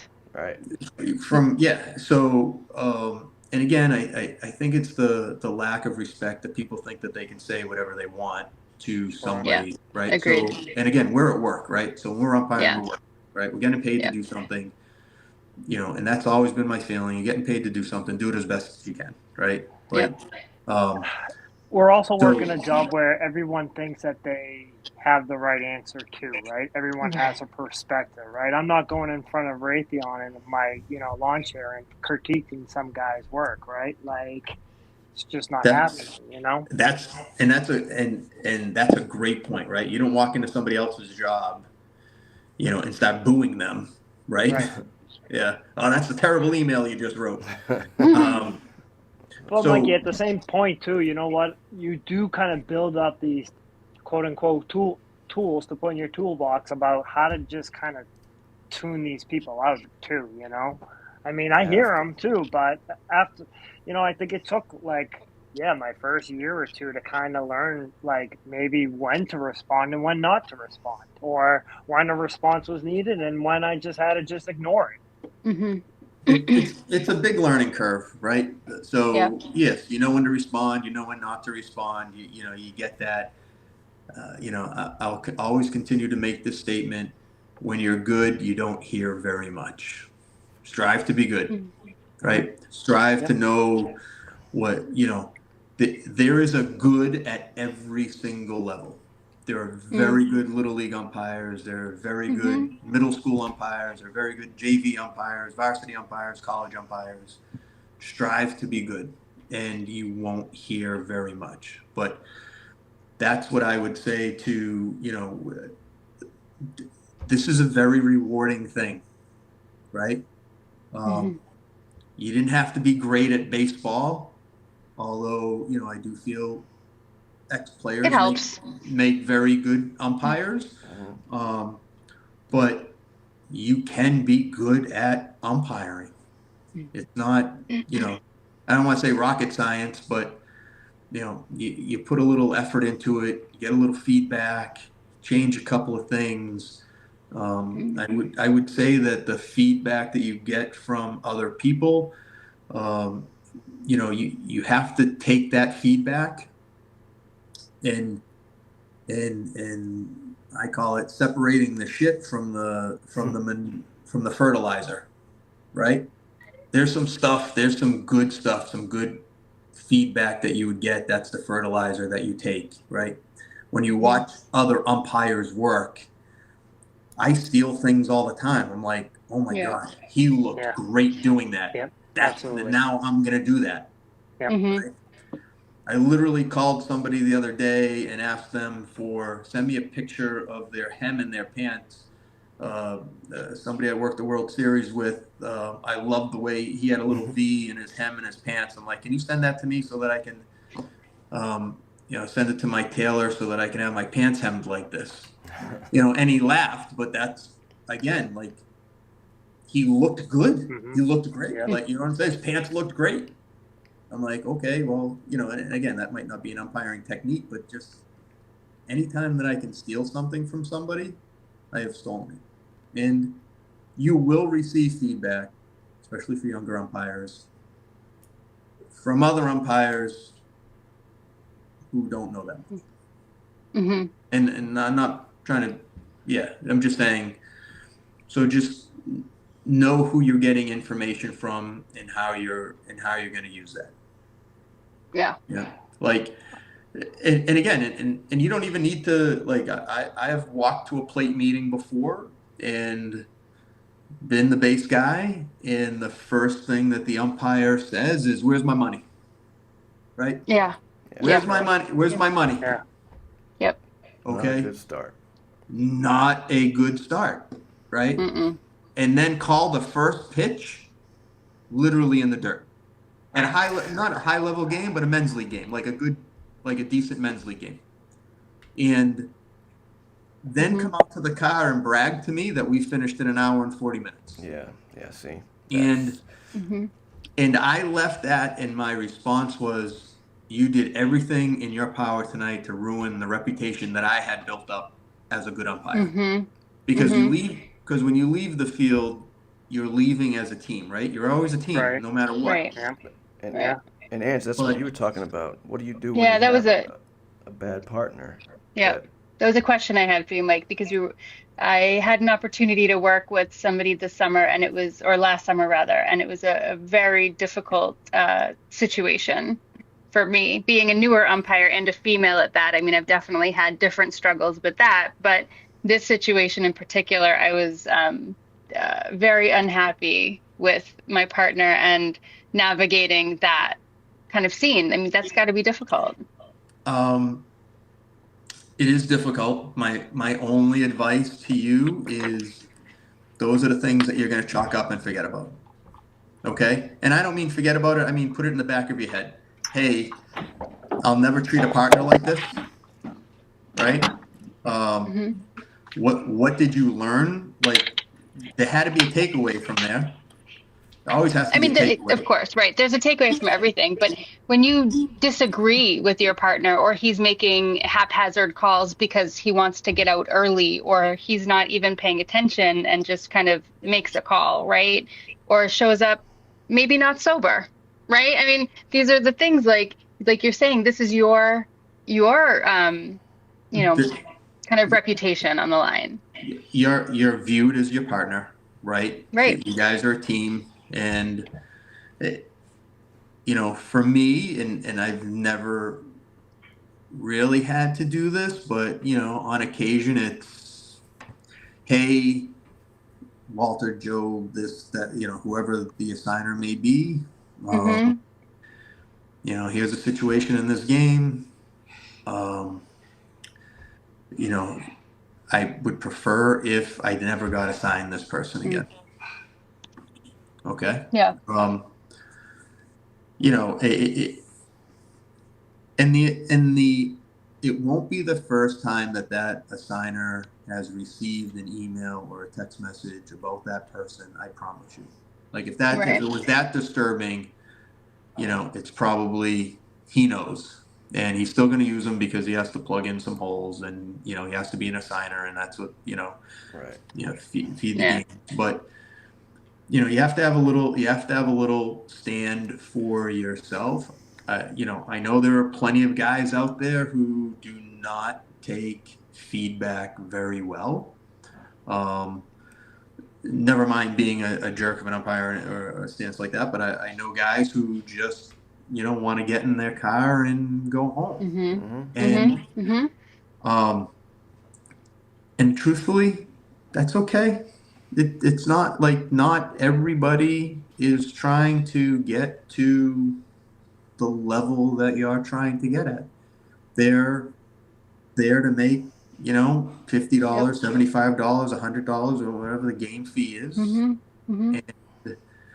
they're using it to go to the casino that weekend, or pay bills or whatever. Like that's their it's. They're not a purist of the game. They're not trying to get to any level. They want to be in that level. So you let them. Like that's that's not a place for you to get involved. It's just you want to get involved with the people that want to do what you're doing, want to be where you're being. So, and that's everybody's own journey.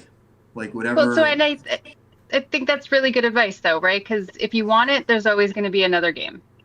So don't get hung up on the one that you're doing, I guess, right? But I mean, we've all had bad partners, and not it's not a negative to umpires, or just that's bad just games ourselves. Yeah.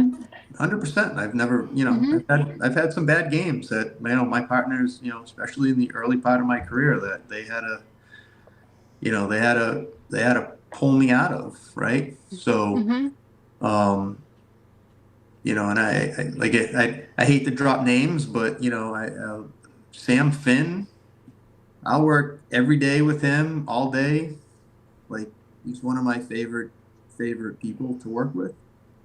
And just because of the first game we ever worked with together, we were working a high school game, and I think it was a high school game. We were in Waltham, wherever we were. I don't remember the level, but anyways, a right fielder was yelling from right field at my strike zone, and I'll never forget. Sam turned around and said, "Hey, we're not calling balls from 250 feet away. Zip it." And that protection of me at that moment in time in the beginning part of my career meant everything, to me. And and Sam was that person that I obviously became to trust, because we talked about the strike zone, we talked about hey, Mr. Pitch up, Mr. Pitch down, Mr. Pitched out, whatever. Tighten up a little bit, like that was all feedback that I was willing to accept, but that guy had my back, right from Jump Street. And now, and to this day, we've worked, we had a weekend series earlier in the year, that we got to work together. So we get to work together quite a bit. And I'm just saying, like, you find that person, and, you kind of, those are the people that you go to. One of the reasons why he was voted in as the next president, right? Yeah. Yeah, so Rich Cabral, current president, who we're going to have on next week, and the board voted Sam Finn, right, to be the next president. Next year, right? I think it started April 1st, but yes. Oh, so he's the new current president? I think he's the new current president, yes. Oh, okay. As of that meeting when he got voted in, I think that's when the power turns over or something like that. Nice. Excellent. Yeah. So, Mikey, it's been a pleasure. We're right at the 2-hour mark. We could Thanks probably so much. talk umping forever. It's been fun, Mike. And I'm sure we'll have more questions for you offline. especially as we continue to ump as new umpires. But yeah, this was definitely Yeah, this was great. Thanks so much. awesome. Awesome. Well, I'm glad I could help. Glad I could participate.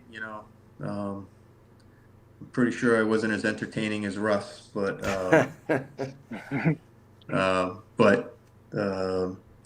thank you guys for having me. Glad I could be your first guest. I'd love to come back if you ever Come back need anytime. Anytime. Absolutely. somebody to fill in. And we Anytime. can talk a little bit more about baseball and solve all the world's problems. I would love that. Yeah, we'll be following along on your journey too, buddy. So. Mhm. Yep. Well, For thank sure. you. And feel free to put in the good word for us. Yeah, you get it. Absolutely. No, I'm like I said, hopefully in the summertime, we get a chance to work a little bit together. So Yeah, that'd be fun. yeah, I'll be excited. Yes, sir. Thank you, buddy. And we'll be playing ball together very soon. I can't hope so. believe the season's already here. It's crazy. It's crazy. I mean, once it stops raining, of course, but Yeah, once it stops raining. And there's fields to play on. right. Well, believe it or not, there's only like 3 weekends left in the college baseball season. That's crazy. It's crazy, yeah. Done and over. Yep. So Awesome. All right, Mikey. Give the wife our apologies for taking 2 hours, 2 hours of your time.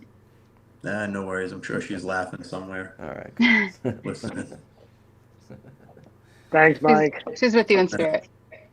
Yeah, no, she was making fun of me well before I was going on. So she's like, As any good wife should. She's like, don't. she's blow like, it. how many times are you gonna say I'm sure we do. So I hope I didn't say it too much. I didn't feel like I did tonight. So just to prove a point that I could do it. Yeah, that's great. That's great. All right, Mike, you're out. Well, thanks, All guys. right, Mike, take care. Thank you so much. Thank you. Good luck buddy. in everybody's baseball journeys. We'll see you soon. Yes, we'll see you soon. Thank Mikey. you. See you on the field. Bye, guys. Have a good All night. right. Oh, yeah, for sure. Good night. Good stuff. We could pick his brain Good stuff. forever. Dude, one of the best. He's Mhm. one of the best. Yeah, that was great. But it just goes to show if you have the right attitude and care to be there, which a lot of Mhm. umpires don't, like. You know, Mhm. D, he makes a good point too, and I hope, because we're a younger generation of umpires too. We're a team. Like of course we are, and like he mentioned, you have to try to find those people that kind of like pick apart, the guys that you can lean on, and I hope, kind of the guys that are older than us, the guys that I'm working with now. Like I hope that they're open for us asking the questions like, hey, what can I work on?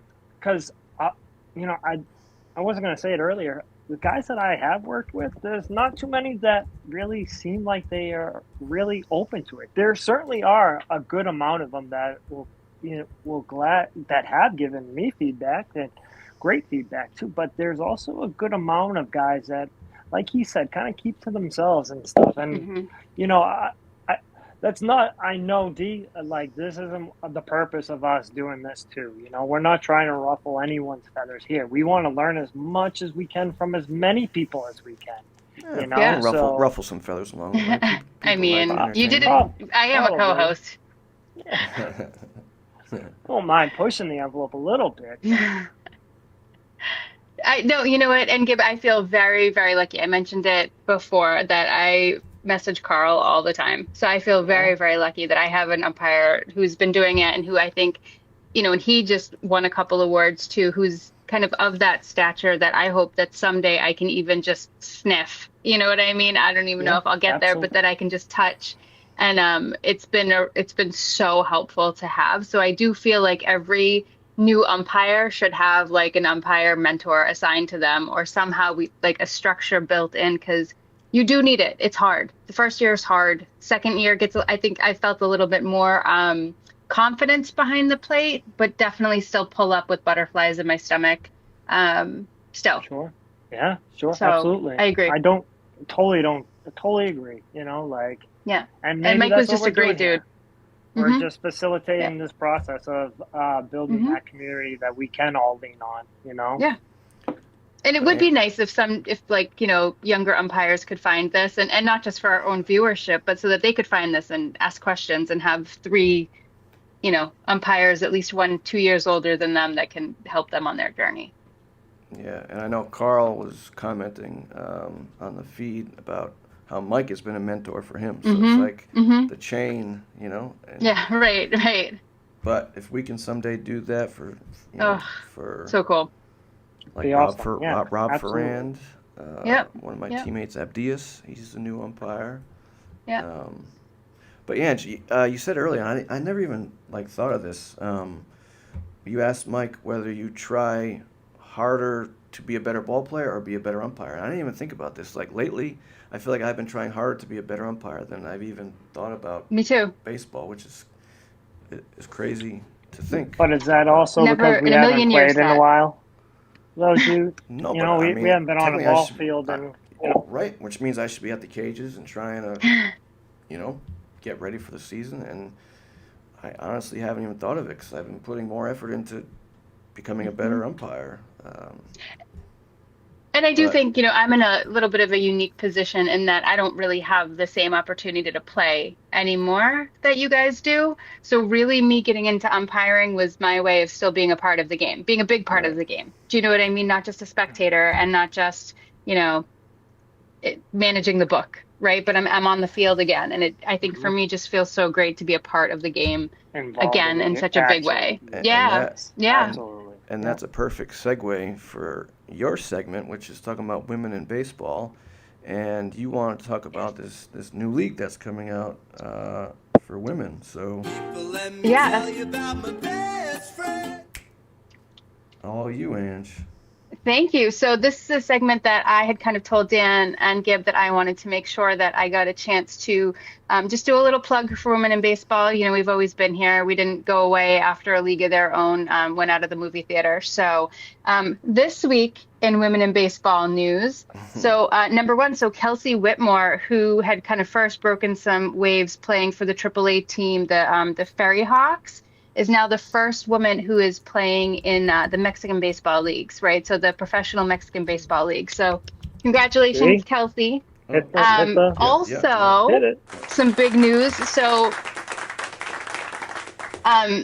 Baseball for All is a wonderful Instagram page that is all about women in baseball. And so as of this year, 2025, this year baseball season, there are 8 women on the roster for college team. So Olivia Pichardo is in her second year at Brown, which is a D1. And then we have one other player, Genevieve Becom, she's a D2, and then 6 other players who are in D3, all women, all playing baseball. So kudos to them. Great job, ladies. And then, so lastly for this week, so nationwide, it's called Women's Pro Baseball League. It's going to be an amateur league, something like the MSBL. It's going to be nationwide, and they are holding tryouts May 7th. But if you want to check them out online, their Instagram and their website is womensprobaseball.com, womensprobaseballleague.com. Yep. And Women's Pro Baseball League is their handle on Instagram, but check them out. This is being headed up by Justine Siegel, who's kind of been a big name in women's baseball for a while now. So that is a wrap on women in baseball this week. Awesome. Awesome. Love it, Ange. Love it. Yeah, that's pretty cool. Mm-hmm. The WPBL, Women's Pro Baseball League. I asked Angie if she was going to try out, and what'd you say? I said, no, I'm too old. They're all studs. Well, you said it a little stronger than that, but I guess we're on air, so. But you can swear. You can swear. Yeah, I was trying to give you the benefit of the doubt. I'm trying to remember what exactly my wording was, but it was probably like, fuck no, they're all studs and I'm an old lady. Exactly what you said. Yeah, that sounds about right. That sounds like something I would have said. That's exactly but I do what love you being on their mailing list and getting to see all the news coming in. It's wonderful. Thinking that I was going to be a pro ball player when I was 11. Obviously, that was not the case, but getting to see now that there are girls who you never know. They're coming on up, and women are more and more involved in the MLB, and it's just wonderful to see. Yeah, I guess they talked about it on the Drew Barrymore show. Yeah, so they did. Yeah, so Justine Siegel went on Drew Barrymore to talk about the Women's Pro League. Mabel Blair, who is huge in the women's baseball kind of world, she's also a part of the organization itself. So there's a lot of powerful women in that organization. So hopefully it gets off the ground and running soon. Good stuff. Good stuff. Yeah. Absolutely. Whatever we can do to push it, let's do it. Mm-hmm. Awesome. Well, guys, I think this is a good first episode. So is this when we put on our sunnies and sign off, guys? Oh, sure. 3 blind mics. All right. 3 blind mics. Na na na na na na Yeah, na we're na gonna have to na come na up na with our na own theme na. song. See, the 3 blind mics. We'll see you next week. Yes. Oh, not next week. We're not on next week, right? The week no. after? Right. Next week is Easter. By the way, happy Easter. Happy Passover. Happy Easter. Happy Passover. Happy Easter. Happy Passover, D. But yes, To you and yours. April 27th. Thank you, Ange. And our guest will be? Rich Cabral, the, I guess now, former president of the EMBUA, Eastern Massachusetts Baseball Umpires Association, which we're all a part of. So yeah, that'll be great. It'll be fun to hear a another great different umpire. perspective too, so. Mm-hmm. And we're not just having umpires on, just by the way. We also plan to have players and coaches. But next few weeks, it's going to be umpires. Yeah. You can learn all I think about... that's appropriate. Yeah. So, yeah. As we head into our season and everybody heads into their season. That's right. Yeah, best of luck. We open up next week, right, D? Oh, Metro God. Red Sox. Yeah, I am not ready at all. So Yeah. best of luck We'll be to on all vacation. those weeks. Sorry. Yeah. Zach will miss the first game. Jesus, Zach. Sorry. Come on. That's right. At least We're he going to be pays in the Bahamas. me. Nice. Enjoy. Yeah. Can't blame you. We will. Cannot I'll blame send pictures. you. Thanks. Yeah, Hope best it's of not luck to too all cold those here. guys opening up next week. Yeah, absolutely. Here's to a wonderful baseball season, and we will Yes. see you every Sunday except for next Sunday at 8 o'clock. That's right. Looking forward until to it. then, thanks for tuning in, and we'll see you guys in 2 weeks. Bye.